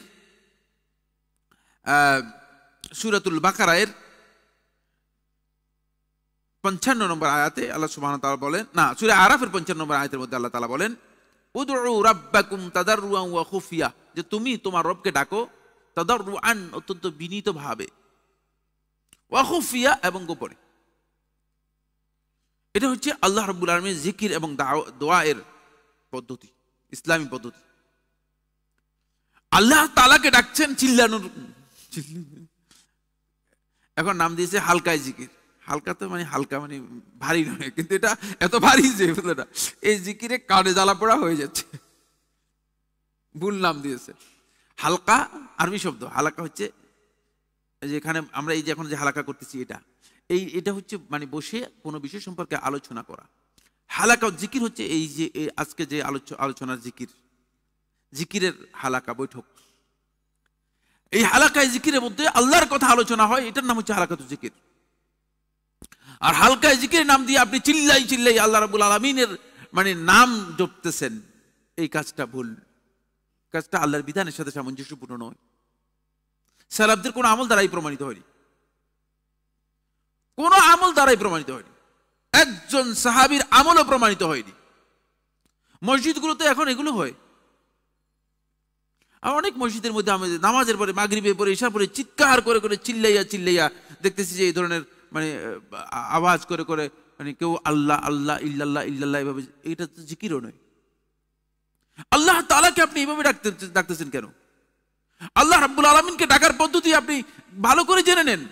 এই পদ্ধতি হচ্ছে উদউ রাব্বাকুম তাদাররুআন, আল্লাহকে যখন ডাকবেন অত্যন্ত বিনম্রভাবে, ওয়া খুফিয়াতান, এবং গোপনে। এটা হচ্ছে আল্লাহ তাআলা ডাকার পদ্ধতি। আল্লাহ তাআলা বলতেছেন, এরপরে সাথে দেখেন, খুব ভালো করে খেয়াল করেন, এটা হচ্ছে আহলুস সুন্নাত ওয়াল জামাতের মানে মূল ভিত্তি। ইন্নাহু লা ইউহিব্বুল মুতাদিন, নিশ্চয়ই তিনি সীমা লঙ্ঘনকারীদের পছন্দ করেন না। দেখছেন, এই যদি আপনি ডাকার ক্ষেত্রে যদি বিনয় এবং এই যে গোপনে ডাকার এই পদ্ধতি ম্যানেজ করে দেন, তাহলে আপনি সীমা লঙ্ঘন করলেন। এটাই সীমা লঙ্ঘন, একেবারেই স্পষ্ট কথা। এটা সালাফদের মানহাজ নয়। চিল্লা আল্লাহ রাব্বুল আলামিনকে ডাকবে, এটা সালাফদের মানহাজ নয়। আপনি দেখেন না, ইবাদতের ক্ষেত্রে ফরজ ইবাদতে কোরআন তেলাওয়াত করার অনুমোদন দেয়া আছে। কোরআন যখন আপনি তেলাওয়াত করবেন, আওয়াজ এতটুকু আওয়াজ হবে যতটুকু আওয়াজ আপনি এবং মুসল্লিরা শুনতে পায়, এতটুকু, এর বেশি নেই। এটা হচ্ছে মানে শুধুমাত্র যেই সমস্ত জাহরি কেরাতে যেই সালাদগুলোতে জোরে জোরে কোরআন তেলাওয়াত করা, আর বাকি যেই সালাদগুলোতে কোরআন তেলাওয়াত আপনি সিররি করবেন, নীরবে করবেন, সেগুলোতে আর শোনার কোনো সুযোগই নেই। আর বেশিরভাগ কেরাতে কিন্তু সিররি তেলাওয়াত, বেশিরভাগ সালাতের মোট সালাতের রাকাত সংখ্যা হচ্ছে কত? 17টা, ঠিক না? 17 রাকাত। 17 রাকাতের মধ্যে 6 রাকাতের মধ্যে আওয়াজ করে তেলাওয়াত হয়, আর বাকিগুলোতে হয় না। দেখছেন, মানে বাকিগুলোতে বিধান করে দিতে পারতো না, যাতে করে আমরা বুঝতে পারি যে আল্লাহ রাব্বুল আলামিনকে ডাকার পদ্ধতি হচ্ছে মূলত গোপনে। আর 2 নম্বর হচ্ছে এই যে 6 রাকাতের মধ্যে আল্লাহ সুবহানাহু ওয়া তাআলা তার তেলাওয়াতকে আল্লাহ রাব্বুল আলামিন জোরে করে দিয়েছেন। এটা রাতের নামাজের মধ্যে করা হয়েছে। রাতের নামাজগুলোর মধ্যে যেহেতু অন্ধকারের কারণে মানুষের মনোযোগ ঠিক থাকে না, যাতে করে তারা কোরআন কি করতে পারে, কোরআন দিয়ে মনোযোগকে ঠিক ধরে রাখতে পারে। রাতের নামাজের মধ্যে মাগরিবের সালাত, এখন তো আলহামদুলিল্লাহ লাইট টাইট আছে। মরুভূমিতে আমরা যখন গিয়েছি, আমি বিভিন্ন মরুভূমিতে গিয়েছি, মাগরিবের সালাতের পরপরই আস্তে করে বলেন অন্ধকার নেমে আসে, এসা পর্যন্ত অপেক্ষা করতে হয় না, আর লাইট নেই, কিছুই নেই। মাগরিবটা একটু মানে লোকদেরকে চিনা যায় মোটামুটি, অনেক বেশি অন্ধকার হয় না। কিন্তু এসা হচ্ছে আতামা। আতামা কাকে বলা হয়? আতামায়ের শাব্দিক অর্থ হচ্ছে মানে এমন অন্ধকার যে আপনি মানে কাছেই দেখতেছেন না, আর কিছু দেখতেছেন না, পুরাটাই কি হয়ে গেছে, ছেয়ে গেছে, অন্ধকারে ছেয়ে যায়। এটা হচ্ছে আতামা। তো এশার সালাতে আপনি কিচ্ছু দেখতে পাবেন না। এই কারণেই এশা, মাগরিব এবং ফজরের এই সালাতগুলোতে যাতে করে আপনি আপনার মনোযোগটাকে বুঝলেন, ধরে রাখতে পারেন, এই জন্য আল্লাহ হাবিব সাল্লাল্লাহু আলাইহি ওয়াসাল্লাম তেলাওয়াতগুলোকে একটু কি করেছেন, লাউড করে দিয়েছেন। বাকি বেশিরভাগ তেলাওয়াত কিন্তু কি নীরবে, বেশিরভাগ তেলাওয়াত নীরবে। এখান থেকে বোঝা যায় যে আল্লাহ সুবহানাহু ওয়া তাআলাকে ডাকার পদ্ধতি কিন্তু আল্লাহ রাব্বুল আলামিন স্পষ্ট করেছেন। এখানে অতিরিক্ত করা যাবে না, এখানে সীমালঙ্ঘন করা যাবে না। এখানে আমরা যারা সীমালঙ্ঘন করতেছি, এটা আমরা ভুল কাজ করতেছি। ফলে আল্লাহ রাসূল সাল্লাল্লাহু আলাইহি ওয়াসাল্লাম ইবাদতের প্রত্যেকটা পয়েন্টকে নির্দিষ্ট করেছেন। আব্দুল্লাহ ইবনে আব্বাস রাদিয়াল্লাহু বর্ণনা করেন, তিনি বলেন, قال রাসূলুল্লাহ সাল্লাল্লাহু আলাইহি ওয়াসাল্লাম গাদাতাল আকাবা, আকাবার দিন সকাল বেলায় রাসূলুল্লাহ সাল্লাল্লাহু আলাইহি ওয়াসাল্লাম আমাকে বলেন, ওয়াহু আলা নাকাতিহি, রাসূলুল্লাহ সাল্লাল্লাহু আলাইহি ওয়াসাল্লাম তার উষ্ঠির উপর বসা ছিলেন। আকাবার বলতে বোঝানো হচ্ছে মানে মিনার প্রথম দিন, যে দিন জামরায় আকাবা পাথর নিক্ষেপ করতে হয়। প্রথম দিন একটাতে পাথর নিক্ষেপ করতে হয়, আর জামরায় আকাবাতে পাথর নিক্ষেপ করতে হয়। ওই দিন রাসূলুল্লাহ সাল্লাল্লাহু আলাইহি ওয়াসাল্লাম যখন মুজদালিফা থেকে মিনায় আসতেছিলেন, তখন রাসূলুল্লাহ সাল্লাল্লাহু আলাইহি ওয়াসাল্লাম আব্দুল্লাহ ইবনে আব্বাস রাদিয়াল্লাহু বলেন যে রাসূলুল্লাহ সাল্লাল্লাহু আলাইহি ওয়াসাল্লাম আমাকে সকাল বেলায় বললেন, উল কুতলি হাসান, আমার জন্য কিছু কঙ্কর কি করো, বাছাই করো। ফালাকাতু লাহু সাবআ হাসায়াতিন মিন হাসাল খাজফি, আল্লাহ রাসূল সাল্লাল্লাহু আলাইহি ওয়াসাল্লামের জন্য আমি 60টি কঙ্কর বাছাই করে নিলাম, মিনাল খাজফি, যেগুলো আঙ্গুল দিয়ে কি করা যায়, মারা যায়। খাজফ বলা হয় যেগুলো আঙ্গুল দিয়ে নিক্ষেপ করা যায়। ফাজাআলা ইয়ানফুদুহুন্না ফি কাফফিহি, রাসূল সাল্লাল্লাহু আলাইহি ওয়াসাল্লাম সেগুলো হাতের মধ্যে নিয়ে এভাবে ফু দিচ্ছিলেন। এগুলোর মধ্যে কিছু ধুলাবালি হয়তো লাগাচ্ছিল, রাসূলুল্লাহ সাল্লাল্লাহু আলাইহি ওয়াসাল্লাম এভাবে ফু দিচ্ছিলেন। ফাজাআলা ইয়ানফুদুহুন্না ফি কাফফিহি ওয়া ইয়াকুল, আর রাসূলুল্লাহ সাল্লাল্লাহু আলাইহি ওয়াসাল্লাম এই কথা বলতেছেন, আমসালাহা উলাই ফারমু, এইগুলোর মতো পাথর মারবা, এগুলোর মতো কঙ্কর মারবা। সুম্মা ক্বালা আইয়ুহান নাস, তারপর রাসূলুল্লাহ সাল্লাল্লাহু আলাইহি ওয়াসাল্লাম বললেন, হে মানব মণ্ডলী, হে মানব সকল, ইয়াকুম ওয়াল গুলু ফিদ্দিন, তোমরা খবরদার খবরদার সতর্ক হও, দ্বীনের ব্যাপারে বাড়াবাড়ি করো না। এখনো আপনি জান হয় যে সময় কেউ জুতা মেরে দিচ্ছে, কেউ ছাতা মেরে দিচ্ছে, মানে যার যেভাবে মন চাচ্ছে। রাসূল সাল্লাল্লাহু আলাইহি ওয়াসাল্লাম মানে পাথর, আপনি যে কঙ্কর মারবেন, এই কঙ্কর পর্যন্ত রাসূলুল্লাহ সাল্লাল্লাহু আলাইহি ওয়াসাল্লাম দেখিয়ে গেছেন, এবং একথা বলতেছেন যে আমসালহা উলাই ফারমু, এই ধরনের কঙ্কর মারবা, আর এর উপরে যেতে পারবে না। এর উপরে গেলে বলতেছেন যে ইয়াকুম ওয়াল গুলু, সীমা লঙ্ঘন করবা না। এর উপরে যাওয়া মানে সীমা লঙ্ঘন। যতটুকু পাথর দেখিয়েছেন ঠিক ততটুকু, এরকম বড় নিতে পারবেন না, এরকম বড় নিতে পারবেন না। দেখছেন ইসলাম যে কত, মানে ইসলামের প্রত্যেকটি বিধানের ব্যাপারে কত মানে স্পষ্ট, কত সুস্পষ্ট করে দিচ্ছে রাসূলুল্লাহ সাল্লাল্লাহু আলাইহি ওয়াসাল্লাম। তারপর বলতেছেন, ফাইন্নামা আহলাকাল্লাযিনা মিন ক্বাবলিকুম, তোমাদের পূর্ববর্তী যারা ছিল তাদেরকে ধ্বংস করে দিয়েছে আল গুলু ফিদ্দিন, দ্বীনের ব্যাপারে বাড়াবাড়ি, দ্বীনের ব্যাপারে বাড়াবাড়ির কারণে তারা ধ্বংস হয়ে গেছে। তাদেরকে বলছে একটা করার জন্য করে ফেলছে আরেকটা। আল্লাহর বিধান লঙ্ঘন করে তারা নিজেদের মন মতো নিজেদের বিধানের মধ্যে বৃদ্ধি করে নিয়েছে। সুতরাং ঠিক দ্বীনের মৌলিক বিষয়গুলো যেভাবে আমাদেরকে করতে বলা হয়েছে ঠিক সেভাবেই করার নাম হচ্ছে বিধান, এবং সেখানেই আপনাকে অবশ্যই সুন্নাহ অনুসরণ করতে হবে এবং মধ্যম পন্থা অবলম্বন করতে হবে। আরেকটি হাদিস, এই হাদিসটিও আমাদের জন্য অত্যন্ত গুরুত্বপূর্ণ।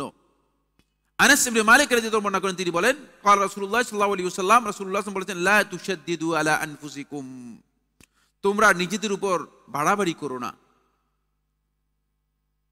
অনেককে দেখা যায় যে যেমন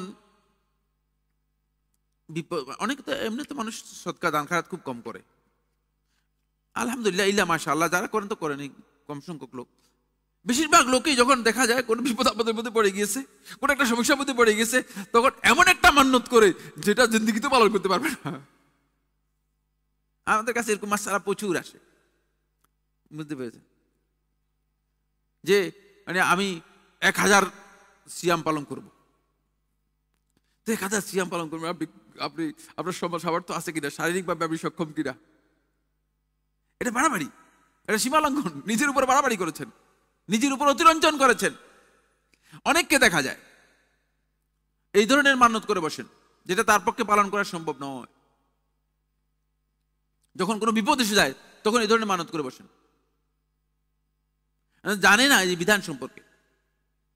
এটা কিন্তু নিজের উপর বাড়াবাড়ি করা। আর এরকম অনেকে আছেন, একজন বলছেন যে আমার যদি এই ধরনের একটা কিছু হয়ে যায় তাহলে আমি সারা জীবন সিয়াম পালন করব। এখন একাধারে বহুদিন সিয়াম পালন করছে, এরপরে এখন একবারেই সম্ভব না, কারণ শারীরিকভাবে সবার সামর্থ্য থাকে, প্রশ্নই আসে না, কঠিন বিষয়, এত সহজ বিষয় না। পরে দেখা যাচ্ছে এখন আর সিয়াম পালন করতে পারে না, কিন্তু তিনি জিজ্ঞেস করে নেন নাই যে তার হুকুমটা কি, আসলে তার এই ব্যাপারে হুকুম কি। কোনো ব্যক্তি যদি এই ধরনের মানত করেন যে মানত পালন করা তার পক্ষে সম্ভব নয়, সেই ব্যক্তি শুধুমাত্র 3টা সিয়াম পালন করলে যথেষ্ট হয়ে যাবে। কিন্তু এটা তো আলেমদের কাছে জিজ্ঞেস করে নেই। বহু বছর পর্যন্ত যখন সিয়াম পালন করেছে, এখন আর অসুস্থ হয়ে পড়েছে, এখন তো সিয়াম পালন করতে পারে না, এখন এসে জিজ্ঞেস করতে যে আমি কি করব। এটা হলো আত-তাজদীদু আলাল আনফুস, নিজের উপর, নিজের নফসের উপর বাড়াবাড়ি করা, সীমা লঙ্ঘন করা। লা তুশাদ্দিদু আলা আনফুসিকুম ফায়ুশাদ্দিদুল্লাহু আলাইকুম, তাহলে আল্লাহ তাআলা তোমাদের উপর কঠিন করে দিবেন। আল্লাহর বিধান অনেকের উপর এই কারণে কঠিন হয়ে যায়, নিজে বাড়াবাড়ি করে ফরজ নয় ফরজ করে নিচ্ছেন। এরপরে আল্লাহ রাসূল সাল্লাল্লাহু আলাইহি ওয়াসাল্লাম বলেন, ফা ইন্না কওমান শাদ্দাদু আলা আনফুসিহিম, তোমাদের পূর্ববর্তী কিছু জাতি শাদ্দাদু আলা আনফুসিহিম, নিজেদের উপর তারা বাড়াবাড়ি করেছে, ফাশাদাল্লাহু আলাইহিম, আল্লাহ তাআলা তাদের উপর কঠিন করে দিয়েছেন।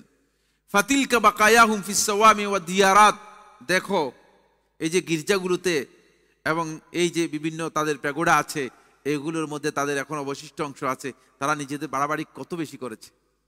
বাড়াবাড়ি করতে করতে করতে করতে বিধানকে এত কঠিন করে নিয়েছে আল্লাহ তাআলা। তারপরে আল্লাহ রাসূল সাল্লাল্লাহু আলাইহি ওয়াসাল্লাম এই আয়াত পড়লেন, সূরা হাদীদের 27 নম্বর আয়াত, ওয়া রাহবানিয়াতান ইবতাদাউহা মা কাতাবনাহা আলাইহিম, তারা বৈরাগ্যবাদকে নিজেদের উপর ফরজ করে নিয়েছে, আবিষ্কার করে নিয়েছে। আপনি ইহুদিরা দেখেন না, আপনি ইহুদি পাদ্রীদের জন্য শর্ত করছে, আল্লাহ রক্ষা করছে আমাদেরকে, আল্লাহ বাঁচাইছে, বুঝলেন না? যদি বলতো যে ইহুদিদের মতো এরকম হতে হতো তাহলে আর কাম হয়ে গেছিল। এখন তো ইহুদির মানে পাদ্রী যারা আছে তারা নিজেদের উপর বৈরাগ্যতাকে বাধ্যতামূলক করে নিয়েছে, রাহবানিয়াতান ইবতাদাউহা, এটাকে নিজেরা তারা আবিষ্কার করেছে। মা কাতাবনাহা আলাইহিম, আল্লাহ তাআলা বলতেছেন আমি তাদের উপর এটা ফরজ করি নাই, তারা নিজেদের উপর সীমা লঙ্ঘন করে ফরজ করে নিয়েছে। এখন আপনি পাদ্রী হতে হলে আপনার দুনিয়ার সব কিছু একটা সুনির্দিষ্ট তারা নিয়ম করে নিয়েছে, এই নিয়মে হতে হবে। এখন পাদ্রী বেচারা তো মানুষ, মানুষ হওয়ার কারণে সে প্রকাশ্যে বিয়ে করে না, কিন্তু কি করে গোপনে গোপনে সে জেনা করে, নাউযুবিল্লাহ মিন যালিক। তার জন্য বিয়ে হারাম করে দিয়েছে। এখন হয়তো পাদ্রী হতে পারবে না।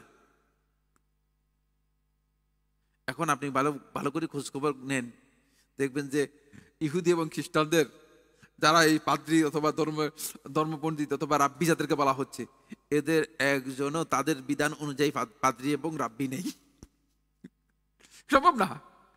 এরা তারা এত কঠিন শর্ত করে নিয়েছে যে মানে যদি আপনি এই মসজিদের ইমামের জন্য শর্ত করেন যে এই মসজিদের ইমামতি করতে হলে তাহলে তার মানে স্ত্রী থাকতে পারবে না, সেই সন্তান থাকতে পারবে না, এমনকি তার কোনো পিতামাতাও থাকতে পারবে না, তাহলে পৃথিবীতে কোনো মানুষ পাওয়া যাবে কিনা বলেন তো? এই শর্ত করে আপনার অর্থ কি? এমন অর্থহীন একটা শর্ত করে দিলেন, কোনো মানুষ এরকম পাওয়া যাবে কিনা? তাহলে আর মসজিদের ইমাম পারে। ঠিক তারাও তাদের পাদ্রী হওয়ার জন্য এমন শর্ত করে নিয়েছে, এমন সীমা লঙ্ঘন করেছে যে এই ধরনের পাদ্রী পাওয়াই যাবে না পৃথিবীতে কোথাও, একজন নেই। এগুলো সবগুলো মানে 2 নম্বর পাদ্রী, ভেজাল পাদ্রী আছে। তারা নিজেদের এই যে আল্লাহ তাআলা কোরআনের মধ্যে বলে দিয়েছেন মা কাতাবনা আলাইহিম, এগুলো আমি ফরজ করি নাই তাদের উপর, তারা নিজেদের উপর নিজেরা এগুলো বাধ্যতামূলক করে নিয়ে সীমা লঙ্ঘন করেছে। আমার বন্ধুগণ, দ্বীনের ব্যাপারে আমাদেরকে সীমা লঙ্ঘন করার কোন সুযোগ ইসলাম দেয়নি। আমরা সীমা লঙ্ঘন করতে পারি না এবং বাড়াবাড়ি করতে পারবেন না। ইসলামের মৌলিক যে বিষয়গুলো আছে সেগুলো একেবারে স্পষ্ট, এগুলোর মধ্যে কারো অধিকার নেই সে নিজে কি করতে পারে, পরিবর্তন করতে পারে। এগুলো সাওয়াবেত, একেবারেই অপরিবর্তনশীল বিধান। এই বিধানগুলো কোন আলেমের ইখতিয়ার নেই যে তিনি এটার মধ্যে কমাতে পারবেন আর কি করতে পারবেন, বাড়াতে পারবেন, কোন সম্ভব না। সুতরাং কেউ যদি কোনোভাবে বাড়াবাড়ি করেন দ্বীনের ব্যাপারে, কোনো হুকুমের ব্যাপারে, বিধানের ব্যাপারে, তাহলে তিনি সীমা লঙ্ঘনকারী হন। মালিকি মাযহাবের আলেমরা যখন স্পেনে মুসলিম রাষ্ট্র মানে প্রায় 600 বছর পর্যন্ত ছিল, আপনারা জানেন আন্দালুসিয়াতে, তখন সেখানে মুসলিম শাসক যারা ছিল তাদের মানে সাইজ বেশি ভালো ছিল না, কম বেশি ভালো লোক খারাপ লোক ছিল। সুলতান তিনি ইচ্ছাকৃতভাবে রমাদান মাসের সিয়াম নষ্ট করে ফেলেছে। দিনের বেলায় স্ত্রী সহবাস করে রমাদান মাসে সিয়াম নষ্ট করে ফেলেছে। তখন আন্দালুসিয়ার কাজী যিনি ছিলেন তার কাছে আসলো এই মাসআলা নিয়ে যে কি করা যেতে পারে। তখন আলেমরা কয়েকজন পরামর্শ দিল যে বলে সুলতান তো আপনি যদি পুরা মাসালাটা সোজা ঠিক মতো দিয়ে দেন, সুলতান তো অনেক লোককেই খাওয়াই দিতে পারবে, 60 জন মিসকিনকে খাওয়াই দেয়া, ঠিক না? প্রথম বিধান হচ্ছে সে 60টি রোজা ওই রোজা কাজা করবে এবং 60টি রোজা একাধারে পালন করবে। আর না পারলে তাহলে কি করবে? 60 জন মিসকিনকে খাবারের কি করবে? খাবারের ব্যবস্থা করবে। 60 জন মিসকিনকে খাবারের ব্যবস্থা করবে। এখন কাজীর কাছে ছিল মালিকি মাযহাবের এক লোক। মালিকি মাযহাবের এই লোক বলল যে সুলতানকে যদি আপনি বলেন যে 60 জন মিসকিনকে খাওয়ার ব্যবস্থা করে দে, সুলতানের জন্য 60 জন, সুলতান তো 200 জন খাওয়াই দিবে, তাহলে তো সে মানে সীমা লঙ্ঘন করবে, আবার এই কাজ করবে।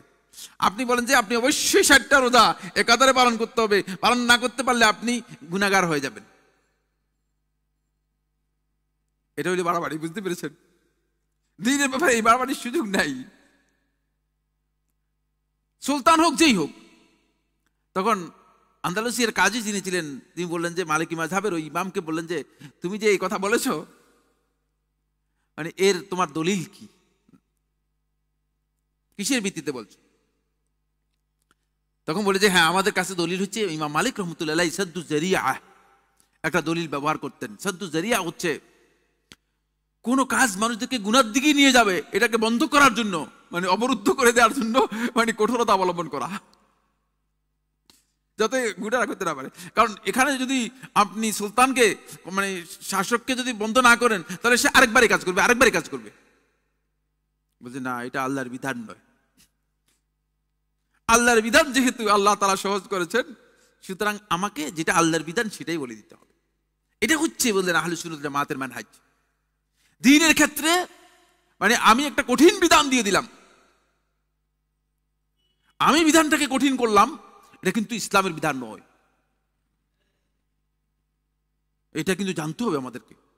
অনেকে আছে যারা যখন ফতোয়া দেন, যখন কোনো কথা বলেন, তখন তিনি মনে করেন যে কঠিন করতে পারলে তাহলে আমি মনে হচ্ছে মানে একটা ভালো বাহাদুরি আর কি, মানে কঠিন করে দিলাম। না, আল্লাহর বিধান যেভাবে আছে সেভাবে বলতে হবে, এখানে বাড়াবাড়ির কোনো সুযোগ নেই। হারাম, এখানে আমাকে কোনো ইখতিয়ার দেওয়া হয়নি যে আমার ইখতিয়ার অনুযায়ী আমি বাড়াই দিব, কঠিন করে দিব।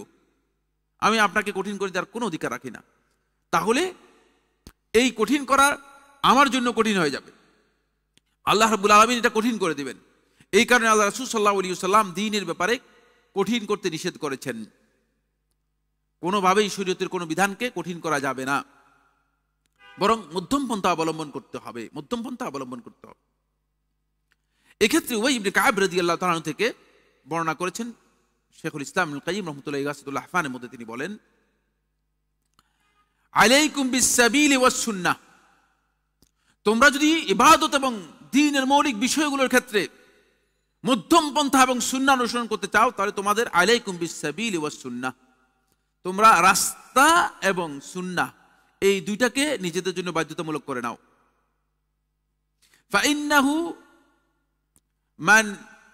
ফাইন্নাহু মা মিন আবদিন আলা সাবিলি ওয়াস সুন্নাহ যাকারাল্লাহ আযজা ওয়া জাল্লা ফাকশা'আররা জিলদুহু মিন খাশিয়াতিল্লাহি, কোন বান্দা যদি সাবিল রাস্তার উপর, সাবিল বলতে এখানে বোঝাচ্ছে ইসলামের যে মূল রাস্তা রয়েছে এই রাস্তার উপর, ওয়াস সুন্নাহ এবং নবী সাল্লাল্লাহু আলাইহি ওয়াসাল্লামের সুন্নাহর উপর, যখন কোনো বান্দা নবী সাল্লাল্লাহু আলাইহি ওয়াসাল্লামের সুন্নাহ এবং রাস্তার উপর থাকে এবং আল্লাহ রাব্বুল আলামিনের জিকির স্মরণ রাখে নিজের অন্তরের মধ্যে, তখন তার অবস্থা হয় এই যে ফাকশা'আররা জিলদুহু মিন খাশিয়াতিল্লাহ, আল্লাহ রাব্বুল আলামিনের ভয় তার অন্তরের মধ্যে এমন ভাবে থাকে যে সুন্নাহর অনুসরণ করার কারণে এবং রাস্তায় ঠিক থাকার কারণে আল্লাহর ভয়ে সব সময় তার দেখবেন যে তার এই যে মানে চামড়াগুলো মনে হচ্ছে যেন আস্তে নরম হয়ে রয়েছে, ভয় থাকে, ভয়ে ভীতবিহ্বল থাকে। এবং সেই আল্লাহ রাব্বুল আলামিনের বিধান যখনই কোনো কারণে লঙ্ঘন হয় তখন ভয় ভীতবিহ্বল হয়ে যায়। এরপরে তিনি বলতেছেন, ওয়া ইন্না ইকতিসাদান ফি সাবিলিন ওয়া সুন্নাতিন খায়রুন মিন ইজতিহাদিন ফি খিলাফি সুন্নাতিন ওয়া সাবিল,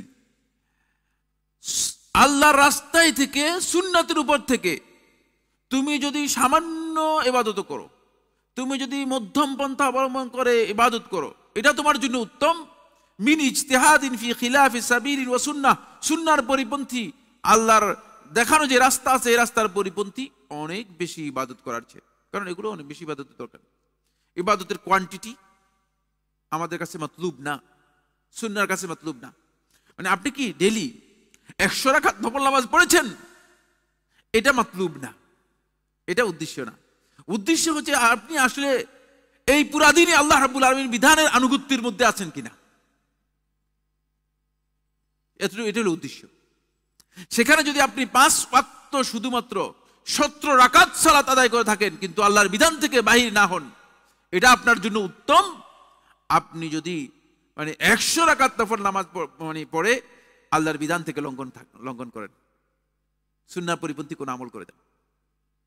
এই জন্য সালাফরা এটাকে খুব গুরুত্ব দিত। রাস্তাটা আমাদের সবচেয়ে বেশি গুরুত্বপূর্ণ, পথ আমাদের সবচেয়ে বেশি গুরুত্বপূর্ণ। আমাদের কোয়ান্টিটি ইবাদতের কতটুকু হলো, কয়েক বস্তা আমি ইবাদত করতে পারলাম কি পারলাম না, এটার চেয়ে আমি কি আসলে সুন্নাহর অনুসরণ করে চলতে পারলাম কিনা।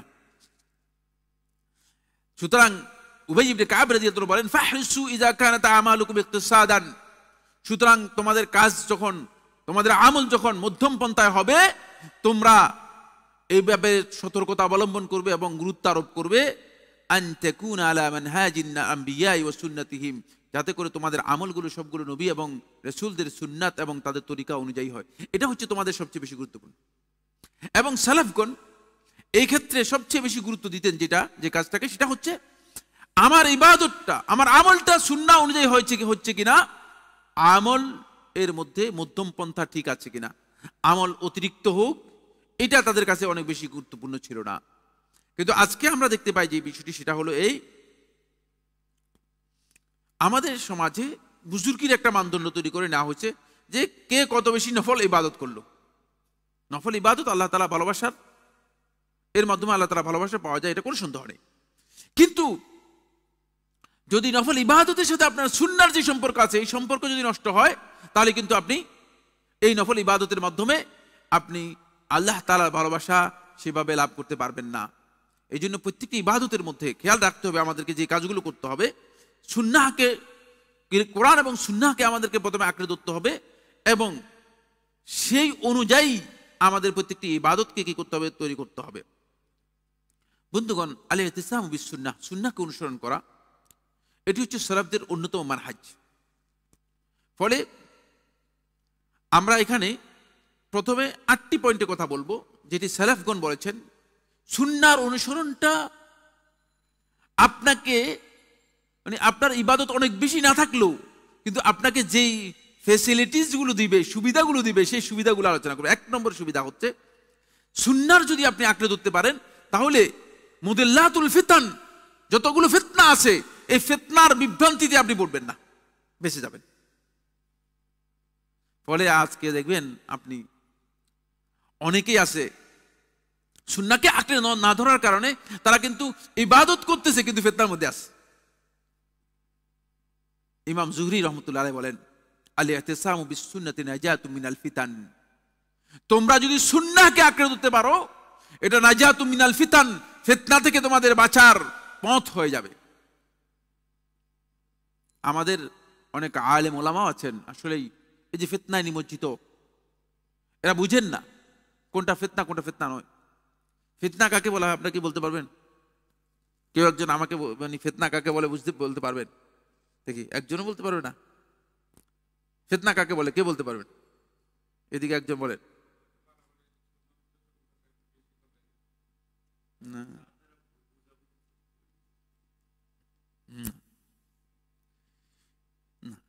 ফিতনা হচ্ছে মালতুবিসা ফিহি বাইনাল হাক্কি ওয়াল বাতিল, হক এবং বাতিলের মাঝে যেখানে সংশয় তৈরি হয়ে গেছে, কনফিউশন তৈরি হয়ে গেছে, এটা হচ্ছে ফিতনা। এটা কি হক না বাতিল ক্লিয়ার হচ্ছে না। হক হলে তো হক, বাতিল হলে তো বাতিল, কিন্তু এই দুইয়ের মাঝে যখন মিশ্রণ হয়ে গিয়েছে, এই মিশ্রণটা হচ্ছে কি ফিতনা। এই মিশ্রণটা হচ্ছে ফিতনা। তাহলে ফিতনা থেকে বাঁচার পদ্ধতি হচ্ছে ইতিসাম বিসুন্নাহ। সুন্নাহকে যদি আপনি আঁকড়ে ধরতে পারেন তাহলে আপনি ফিতনা থেকে বাঁচতে পারবেন। এটা হলো 1 নম্বর পয়েন্ট। 2 নম্বর পয়েন্ট হচ্ছে সুন্নাহকে যদি কেউ আঁকড়ে ধরতে পারে তাহলে সে সকল প্রকার শুবহাত এবং শাহাওয়াত থেকে নিজেকে রক্ষা করতে পারবে। সকল প্রকার সন্দেহপূর্ণ সংশয়পূর্ণ কাজ এবং সকল প্রকার প্রবৃত্তির কামনা বাসনা থেকে নিজেকে মুক্ত করতে পারবে। এই কারণেই ওলামায়ে কেরামগণ সুন্নাহকে সবচেয়ে বেশি গুরুত্ব দিতেন। এই কারণে তাদের পরিচয় হচ্ছে আহলুস সুন্নাহ, সুন্নাহর আহল, সুন্নাহর অনুসারী, সুন্নাহকে তারা ধারণ করেন। ওয়াহাব ইবনে মুনাব্বিহ রাহমাতুল্লাহ আলাইহি বলেন, কুন্না ইনদা মালিক ইবনে ইবনে ওয়াহাব রাহমাতুল্লাহ আলাইহি বলেন, কুন্না ইনদা মালিক ইবনে আনাস, আমরা মালিক ইবনে আনাসের কাছে ছিলাম। ইমাম মালিক রাহমাতুল্লাহ কথা বলতেছেন, ফাযাকারতু সুন্নাহ, সুন্নাহ নিয়ে তার সাথে আলোচনা করতেছিলাম যে সুন্নাহর এত গুরুত্ব, সুন্নাহ যেটা এর এত গুরুত্ব কেন? ফাকালা মালিকুন, ইমাম মালিক রাহমাতুল্লাহ বলছেন, আস-সুন্নাতু সাফিনাতু নূহ, সুন্নাহ হচ্ছে নূহের কিস্তি। মান রাকেবাহা নাজা, যে এই কিস্তিতে উঠতে পারবে সেই কেবল নাজাত পাবে, মুক্তি পাবে। ওমান তাখাল্লাফা আনহা গারিক, আর যে সুন্নাতে উঠতে পারলো না সে ওই নূহের কিস্তিতে যারা উঠতে পারে নাই তারা যেমন ডুবে মরে গিয়েছে এই ব্যক্তিও ডুবে যাবে। এজন্য ফিতনার সময়, বিপর্যয়ের সময়, শুবহাতের সময়, শাহওয়াতের সময় সব সময় টার্গেট থাকতে হবে আপনার, মানে আপনি সুন্নাহর সাথে আছেন কিনা। এটা 1 নম্বর পয়েন্ট। 2 নম্বর পয়েন্ট, 2 নম্বর পয়েন্ট হচ্ছে বন্ধুগণ, সুন্নাহ এর অনুসরণ, এটা হচ্ছে দলিলুল ওয়ালায়াহ, ওয়ালায়াতের দলিল। কোন ব্যক্তি যদি সুন্নাহের পরিপন্থী কাজ না করে তাহলে আপনি চোখ বন্ধ করে বলতে পারেন যে আল্লাহ রাব্বুল আলামিন এবং তার রাসূলকে তিনি ভালোবাসেন, তার মধ্যে ওয়ালায়াত আছে। ওয়ালায়াতের দলিল হচ্ছে সুন্নাহ অনুসরণ। আমাদের এখানে এখন ওয়ালায়াতের দলিল হচ্ছে ওলি হচ্ছে কাপড় চোপড় খুলে, সুন্নাহ তো দূরের কথা, হারাম কাজ করলে সে হচ্ছে কি সবচেয়ে বড় ওলি। পুরো উল্টে দিয়েছি আমরা, সুন্নাহ তো নাই, বরং সুন্নাহর বিপরীত, কাপড় চোপড় খুলে ফেললে সে হচ্ছে ওলি, মাতাল হয়ে গেলে সে হচ্ছে ওলি, গাঞ্জা খেলে সে হচ্ছে ওলি। আমাদের কাছে পুরাই উল্টা। এটা একেবারেই, সুন্নাহ হচ্ছে দলিলুল ওয়ালায়া, ওয়ালায়াতের দলিল। আমাদের খেয়াল রাখতে হবে যে যাতে করে সুন্নাহর অনুসরণ কোনো ব্যক্তি যদি করে তাহলে সেই ব্যক্তি তার প্রত্যেকটি কাজের মধ্যে, প্রত্যেকটি কথার মধ্যে আপনি একটা দূরদৃষ্টি পাবেন যেখানে হিকমত থাকবে। সালাফদের মধ্যে কেউ কেউ কথা বলেছেন, মান আমাররা সুন্নাত আলা নাফসিহি কাওলান ওয়া ফি'লান, যে ব্যক্তি কথা এবং কাজে নিজের উপর সুন্নাহকে প্রয়োগ করতে পারলো, নিজের উপর সুন্নাহকে বাস্তবায়ন করতে পারলো, না তাকাবিল হিকমা, সে যখন কথা বলবে তখন হিকমত প্রজ্ঞাপূর্ণ কথা বলবে, যেগুলো মানুষের জন্য কল্যাণ, নিজের জন্য কল্যাণ, এই ধরনের কথা বলবে। ওমান আমাররাল হাওয়া আলা নাফসিহি, আর যে ব্যক্তি নিজের উপর প্রবৃত্তিকে জারি করে দিল, প্রবৃত্তিকে বাস্তবায়ন করলো, কাউলান ওয়া ফি'লান, কথা এবং কাজের মাধ্যমে প্রবৃত্তি অনুসরণটাকে নিজের উপর বাধ্যতামূলক, না তাকাবিল বিদআতি, তার প্রত্যেকটা কথাই বেদাত হবে। তবে যে খালি কথা যা বলতেছে সব বেদাতি কথা বলতেছে, সুন্নাহর সান্স নেই। এই জন্য খেয়াল রাখতে যে হিকমত আর বেদাতের থেকে, মানে হিকমতের পথে থাকতে হলে আপনাকে সুন্নাহ কি করতে হবে, আঁকড়ে ধরতে হবে। আল্লাহ সুবহানাহু ওয়া তাআলা এই কথাই বলেছেন, ওয়াইন তুতিউহু তাহতাদু, তোমরা যদি রাসূলের আনুগত্য করো তোমরা হেদায়েত পাবে। 3 নম্বর পয়েন্ট যেটা, সেটা হলো সুন্নাহ আমাদেরকে, যদি আমরা সুন্নাহকে আঁকড়ে ধরতে পারি তাহলে আমাদেরকে সকল প্রকার লাঞ্ছনা গঞ্ছনা এবং সকল প্রকার অপমান এগুলো থেকে আমাদেরকে হেফাজত করবে। এর মধ্যে ইজ্জত আছে, আল্লাহ তাআলার কাছে ইজ্জত রয়েছে এবং মানুষের কাছে আল্লাহ সুবহানাহু ওয়া তাআলা এর ইজ্জত রেখেছেন। শেখুল ইসলাম ইবনে তাইমিয়া রাহমাতুল্লাহ আলাইহি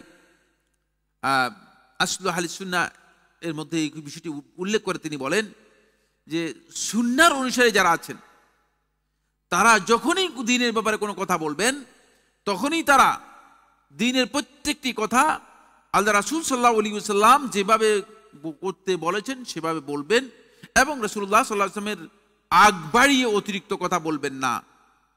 তখন তার প্রত্যেকটি কথা এবং কাজে আল্লাহ রাসূলের অনুসরণ প্রাধান্য পাবে এবং আল্লাহ রাব্বুল আলামিন মানুষের অন্তরের মধ্যে তার জন্য ভালোবাসা ঢেলে দেবে। মানুষের অন্তরের মধ্যে তার জন্য ভালোবাসা। 4 নম্বর যে পয়েন্টটি সেটা হলো সুন্নাহ হচ্ছে, সুন্নাহর অনুসরণ যদি আপনি করেন তাহলে আপনি ফিরকাবন্দি থেকে, আজকাল তো মুসলমানদের মধ্যে ফিরকাবন্দির অবস্থা এমন যে ফিরকা মানে একত্রিত হওয়ার মানে যেদিন একত্রিত হয়েছে না সেদিনই প্রায় বলে যাওয়া যায় যে কতদিনের মধ্যে কি হয়ে যাবে, ফিরকাবন্দি হয়ে যাবে। যেহেতু সুন্নাহর অনুসরণ নেই, তো বুঝতে পেরেছেন, কোথাও শান্তি নেই, ফিরকাবন্দি। 10-20 জন লোক একসাথে হয়েছে, দিনের একটি দাওয়াতি কাজ শুরু হয়েছে, দেখবেন যে হুট করে আরেকজনে সেখানে একটা ফিরকাবন্দি করে দিল। ফিরকাবন্দি, ইখতিলাফ থেকে, মতবিরোধ থেকে বাঁচতে হলে অবশ্যই সুন্নাহর কাছে আসতে হবে। এটা বাঁচার উপায়, মাধ্যম হচ্ছে সুন্নাহর অনুসরণ করা। এরপরের পয়েন্ট হচ্ছে যেটা, সেটা হলো সুন্নাহর অনুসরণ আপনাকে আপনার ইবাদতগুলো আল্লাহ রাব্বুল আলামিনের কাছে গ্রহণযোগ্য করতে সহযোগিতা করবে। আপনার ইবাদত কি হবে না, আল্লাহ তাআলার কাছে অগ্রহণযোগ্য হবে না, গায়রে মাকবুল হবে না। এরপরে পয়েন্ট হচ্ছে যেটা, সেটা হলো সুন্নাহর অনুসরণ আপনার কিয়ামতের দিন মুখকে আলোকিত করবে, উজ্জ্বল করবে। এটা এগুলো দলিল রয়েছে কোরআনের মধ্যে, আমি শুধুমাত্র সময়ের কারণে একটু মানে দ্রুত বলে যাচ্ছি। এরপরের পয়েন্ট হচ্ছে যেটা, সেটা হলো সুন্নাহর অনুসরণ যদি আপনি করেন, সুন্নাহর সাথে লেগে থাকেন, তাহলে আল্লাহ রাসূল সাল্লাল্লাহু আলাইহি ওয়াসাল্লাম মাহশারে যাদেরকে হাউদ থেকে পানি পান করাবেন, আপনি তাদের ওদের সাথে পানিও পান করতে পারবেন, ওই সুযোগটুকু চান্স পেয়ে যাবেন। আপনি হয়তো অনেক বড় ইবাদত করেন নাই, কিন্তু ওই চান্স আপনার আছে, ওই চান্স আপনি পাবেন। এরপরে সুন্নাহর অনুসরণ আমাদের জন্য নিশ্চিত করবে, জাহান্নামের আগুন থেকে নাজাত নিশ্চিত করবে। সুন্নাহর অনুসরণ এটা হলো গুরুত্বপূর্ণ দিক, কারণ আপনি সুন্নাহকে যদি আঁকড়ে ধরতে পারেন তাহলে আপনি এই সুযোগটুকু পাবেন। এটা হলো ফেসিলিটিস গুলো সুন্নাহর অনুসরণের ক্ষেত্রে।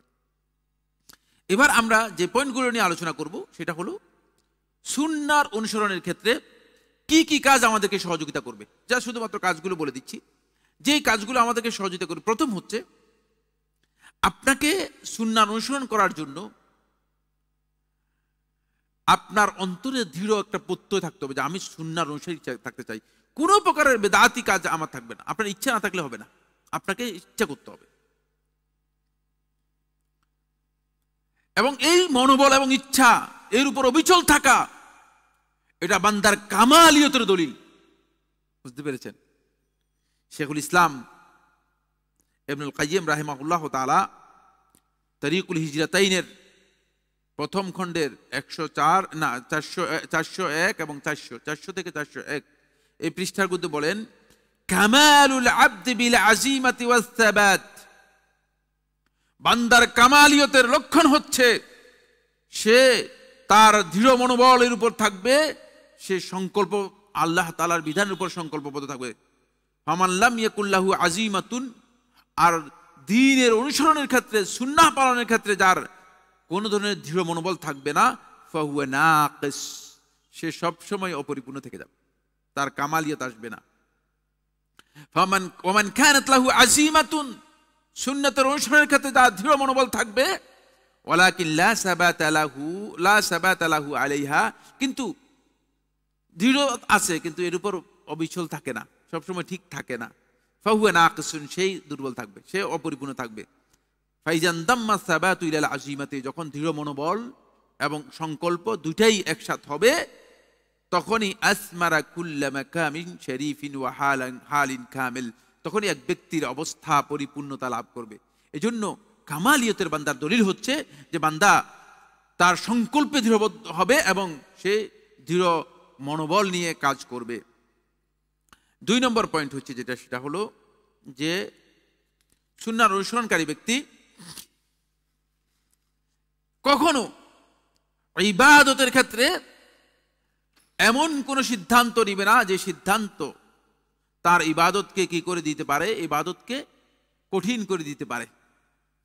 যেহেতু রাসূলুল্লাহ সাল্লাল্লাহু আলাইহি ওয়াসাল্লাম ইবাদতে কোনো কাঠিন্য আরোপ করেন নাই, ওমা জাআলা আলাইকুম ফিদ-দীনি মিন হারাজ, কঠিন করেন নাই।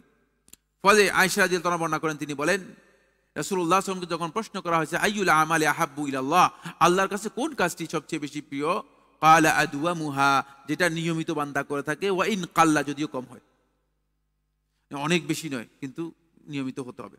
এটা 2 নম্বর পয়েন্ট। 3 নম্বর পয়েন্ট হচ্ছে, বন্ধুগণ, আপনাকে সুন্নাহর অনুসরণের ক্ষেত্রে সহযোগিতা করবে কোরআনে কারীম তাদাব্বুর, বুঝে উপলব্ধি করে পড়তে হবে। কোরআন থেকে দূরে সরতে থাকা যাবে না। আমাদের দুর্ভাগ্য হচ্ছে এই জায়গায় যে আমরা আল্লাহর কোরআন আমাদের অন্তর পর্যন্ত পৌঁছাতে পারিনি, শুধুমাত্র কানের মধ্যে রেখে দিয়েছি। মাথার মধ্যেও যায় নাই, অন্তরেও যায় নাই। কোথায় আছে? শুধুমাত্র কানের মধ্যে আছে। হাফেজ যারা আছে তারা মাথার মধ্যে ঢুকেছে, অন্তরে নিতে পারে নাই। আর আমরা কানের মধ্যে রাখছি, আমরা শুধুমাত্র হাফেজরা শুধু তেলাওয়াত করে আমরা শুনি। আমরা কোথায় রাখছি? আমরা কানের মধ্যে রাখছি। আমাদের কাছে ভালো লাগে, শুনলে খুব ভালো লাগে, কিন্তু অন্তর পর্যন্ত পৌঁছাতে হলে কোরআনটা বুঝতে হবে। এটা বুঝার জন্য চেষ্টা করতে হবে, কোরআনের সাথে বসতে হবে। কোরআন থেকে নিজেকে বিরত রাখবেন না, কোরআনের সাথে লেগেই যাবেন যতক্ষণ পর্যন্ত সিদ্ধান্ত নিন যে আমি কোরআন মানে বুঝি না, এটা হতেই পারে না, আমি কোরআন বুঝতে হবে আমাকে। এই সিদ্ধান্ত নিলে আপনি পৃথিবীর সকল কাজই তো মানুষ এভাবে করতেছে, সম্ভব, এটা মানুষের পক্ষে সম্ভব, কিন্তু অবশ্যই আমাদেরকে কোরআনের সাথে মিশতে হবে। সুন্নাহর অনুসরণের জন্য আরেকটি কাজ সহায়ক, সেটা হচ্ছে এই, আপনাকে নিয়মিত সব সময় মৃত্যুকে স্মরণ করতে হবে। মৃত্যুর স্মরণ মানুষদেরকে আল্লাহর বিধানের ক্ষেত্রে নরম করে, আল্লাহর প্রতি আনুগত্য বৃদ্ধি করে, এবং আপনি সত্যিকার দ্বীনের অনুসারী হতে পারবেন। আসলে আমরা বেশিরভাগ লোকই আছি মৃত্যুর কথা মানে স্মরণ করি, কিন্তু অন্তরে যেভাবে স্মরণ করা দরকার সেভাবে নয়। যদি সেভাবে স্মরণ করতাম তাহলে কিন্তু আমাদের অবস্থার পরিবর্তন হতো। এরপরে যে পয়েন্টটি অত্যন্ত গুরুত্বপূর্ণ 5 নম্বর, সেটা হচ্ছে কিছু ভালো লোকের সাথে সম্পর্ক তৈরি করুন, তাদের সোহবত নিন। কিছু আল্লাহর ভালো বান্দা যারা আছে এদের সাথে সোহবত নিন। আল্লাহর বান্দাদের সাথে সোহবত নিলে মানুষের অবস্থার পরিবর্তন হয়। এটাও আপনাদের খেয়াল রাখতে হবে যে আপনার কাজকে, আপনার ইমানকে, আপনার আমলকে যদি নির্ভেজাল করতে চান তাহলে নির্ভেজাল লোকদের সাথে একটা সোহবত থাকতো, তাহলে তারা আপনাকে গাইডেন্স দিতে পারবে।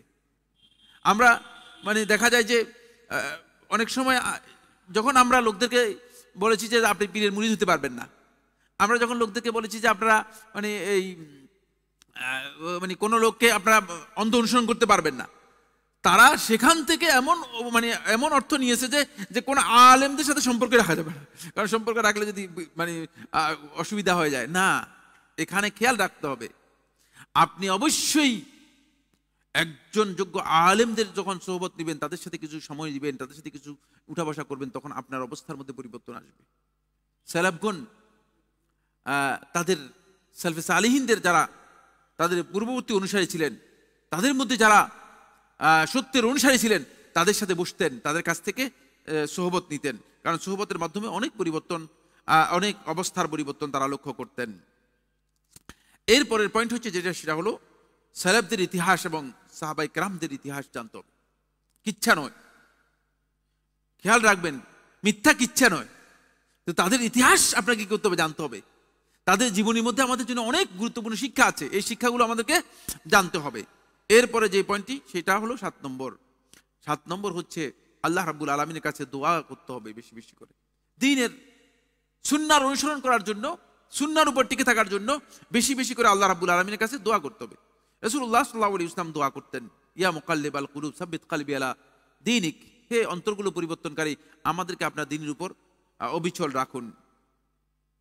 রাসূলুল্লাহ সাল্লাল্লাহু আলাইহি ওয়াসাল্লাম ইবাদত করার জন্য মুআয ইবনে জাবাল রাদিয়াল্লাহু আনহুকে শিক্ষা দিয়েছেন প্রত্যেক ফরজ সালাতের পরে এই দোয়া করতে, আল্লাহুম্মা আইন্নী আলা যিকরিকা ওয়া শুকরি ইবাদাতিক ওয়া হুসনি ইবাদাতিক, আল্লাহুম্মা আইন্নী আলা যিকরিকা ওয়া শুকরিকা ওয়া হুসনি ইবাদাতিক, হে আল্লাহ আপনি আমাকে আপনার জিকির, শুকরিয়া এবং উত্তম ইবাদত করার তৌফিক দিন, সহযোগিতা করুন।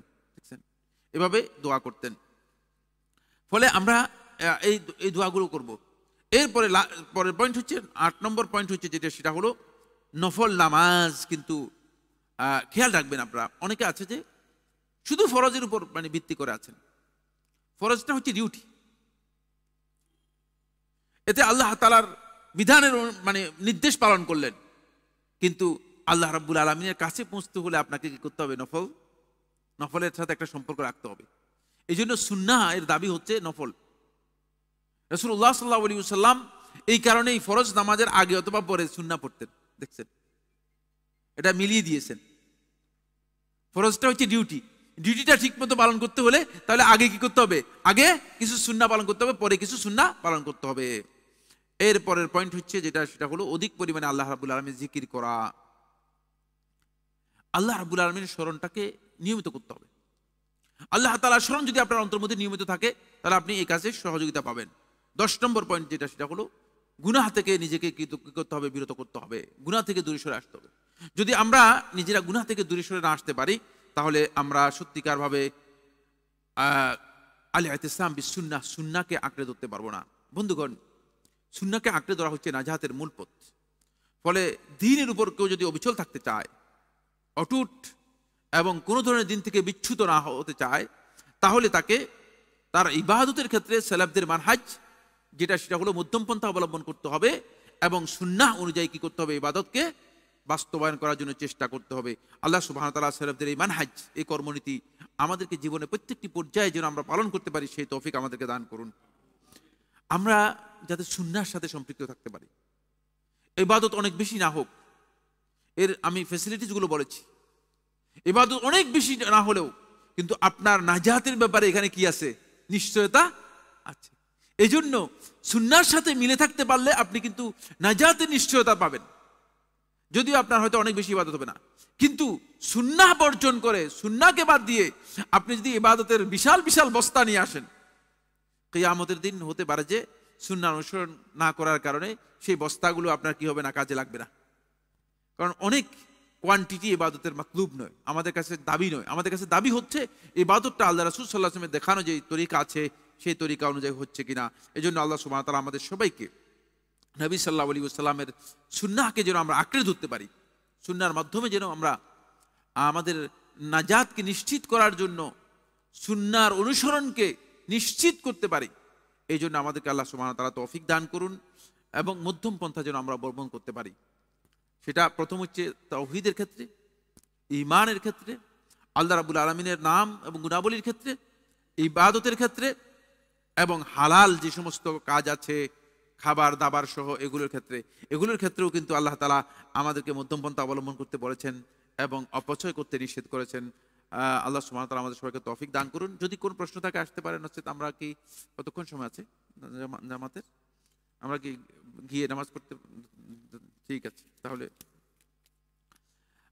পবিত্র কালামে আল্লাহ নবী সাল্লাল্লাহু আলাইহি ওয়াসাল্লামকে বলেছেন, লোকেরা তোমাকে প্রশ্ন করে আল্লাহর রাস্তা কতটুকু ব্যয় করব।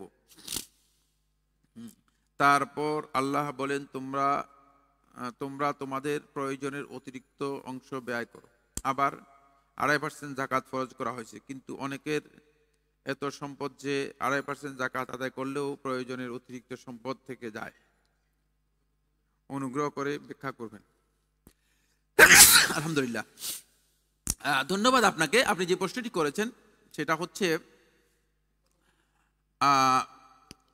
রাসূলুল্লাহ সাল্লাল্লাহু আলাইহি ওয়াসাল্লামকে সাহাবায়ে কেরামগণ প্রশ্ন করেছেন, ইয়াসআলুনাকা মাযা ইউনফিকুন, যে তারা কত পরিমাণ খরচ করবে। কুলিল আফওয়া, আপনি বলে দিন যে তাদের প্রয়োজনের অতিরিক্ত যা আছে সেটা খরচ করে দিবে। এটা হলো সর্বোচ্চ গ্রেড খরচ করার, বুঝতে পেরেছেন?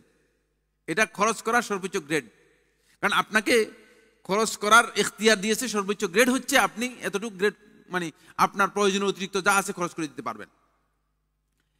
যাকাত এটা আপনার এই ফরজ খরচ নয়, যাকাত আপনার এই খরচের মধ্যে অন্তর্ভুক্ত নয়, এটা হচ্ছে আপনার ইনফাকের জন্য। যাকাত হচ্ছে আল্লাহর পক্ষ থেকে ফরজ। আপনাকে যদি আপনার কাছে অতিরিক্ত টাকা থেকে যায় যেগুলোর নিসাব আপনার কাছে রয়েছে, তাহলে আপনি অবশ্যই যাকাত কি করবেন? আদায় করবেন, অবশ্যই যাকাত আদায় করবেন। কিন্তু যদি আপনি পুরোটাই খরচ করে দেন তাহলে তো আপনার যাকাতই নেই। আল্লাহ রাব্বুল আলামিন আপনাকে খরচের অনুমোদন দিয়েছেন, আপনার প্রয়োজনে অতিরিক্ত খরচ করতে পারবেন, তাহলে সেক্ষেত্রে আপনাকে আর যাকাত দিতে হবে না। কিন্তু আপনি রাখতেও পারবেন, আপনি কি করতে পারেন? সঞ্চয় করতে পারবেন। লাইস ইবনে সাআদ আল মিসরি রাহিমাহুল্লাহ তাআলা ইমাম মালিক রহমতুল্লাহ সমপর্যায়ের লোক ছিলেন, প্রথম শতাব্দীর। ইমাম মালিক রহমতুল্লাহ সমপর্যায়ের লোক ছিলেন, হিজরি প্রথম শতাব্দীর লোক ছিলেন এবং একজন মুজতাহিদ ছিলেন তিনি, ইমাম লাইস রহমতুল্লাহ আলাইহি। তার ছেলে বর্ণনা করতেছেন সিয়ার আলামুন নুবালার মধ্যে, তার আব্বার কাছ থেকে বর্ণনা করতেছেন প্রথম শতাব্দীর লোক বলছেন যে আমার আব্বার বছরে আমার আব্বার ইনকাম ছিল তখনকার সময়, বলতেছেন যে 50,000 দিরহাম। 50,000 দিরহাম কি? হ্যাঁ, যেই আমলে মানে 2 দিরহাম দিয়ে একটা ছাগল কিনতে পারতো, সেই আমলের কথা বলতেছেন। 50,000 দিরহাম ইনকাম ছিল, বুঝতে পেরেছেন? 200 দিরহাম হচ্ছে যাকাতের নিসাব। যাকাতের নিসাব কত? হ্যাঁ, 200 দিরহাম। আর তার ইনকাম ছিল কত? 50,000 দিরহাম। বলছে জীবনে কোনোদিন আমার আব্বার উপর যাকাত ফরজ হতো না। মানে কি? কি বুঝলেন? কি বুঝলেন? হ্যাঁ, এটা আমার আব্বার উপর জীবনে কোনো যাকাত ফরজ হতো না, কারণ ওই প্রয়োজনের অতিরিক্ত যা আছে সবটাই খরচ করে দিতেন, সবটাই খরচ করে দিতেন, যাকাত ফরজ হতো না। বুঝতে পেরেছেন? এই জন্য আল্লাহ সুবহানাহু ওয়া তাআলা আপনাকে খরচ করার গ্রেডের অনুমোদন দিয়েছেন। যদি কোনো কারণে জমে যায় তাহলে আল্লাহ রাব্বুল আলামিন হকটুকু আপনাকে আদায় করতে হবে। আপনি এখান থেকে ছাড় পাবেন, এটা ফরজ, এটা বাধ্যতামূলক। 2.5% না দিয়ে আপনার সম্পদই রাখতে পারবেন না, সম্পদই রাখতে পারবেন না। কথা বুঝতে পেরেছেন? এটা খুবই গুরুত্বপূর্ণ বিষয়। 2 নম্বর, আপনি এক মাসলার বিষয়ে বলতে বলেছেন। জামাতে ভিতর নামাজে ইমামের সাথে নিয়ত করে ভিতর না পড়তে চাইলে নফল নিয়ত করে ইমাম সালাম ফিরানোর মুক্তাদি দাঁড়িয়ে 4 রাকাত পড়তে পারবে, এর দলিল কি?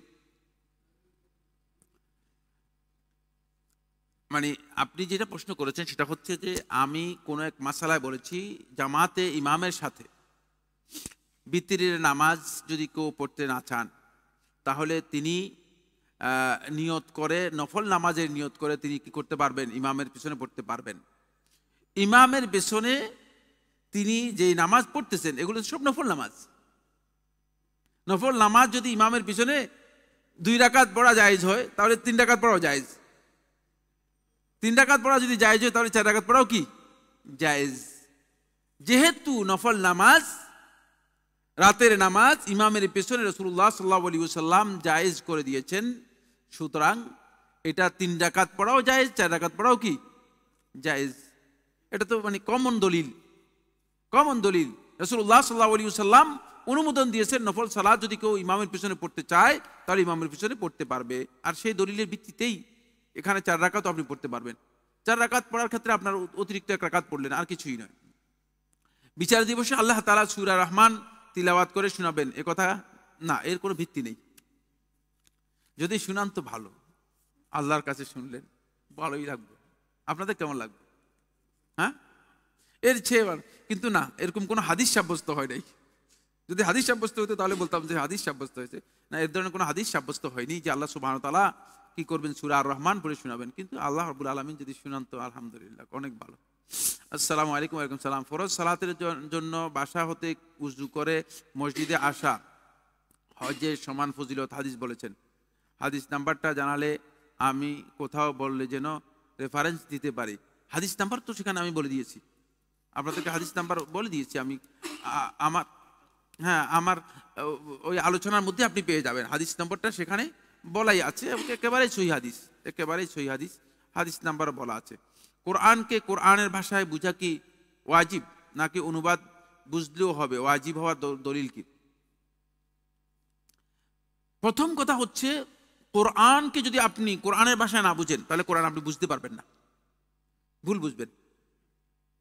অনুবাদের অর্থটা কি? অনুবাদের অর্থ হচ্ছে কোরআন পড়ে অনুবাদক যেটা বুঝেছে, খুব ভালো করে খেয়াল করেন, অনুবাদক যেটা বুঝেছে সেটা তিনি অনুবাদ করছেন।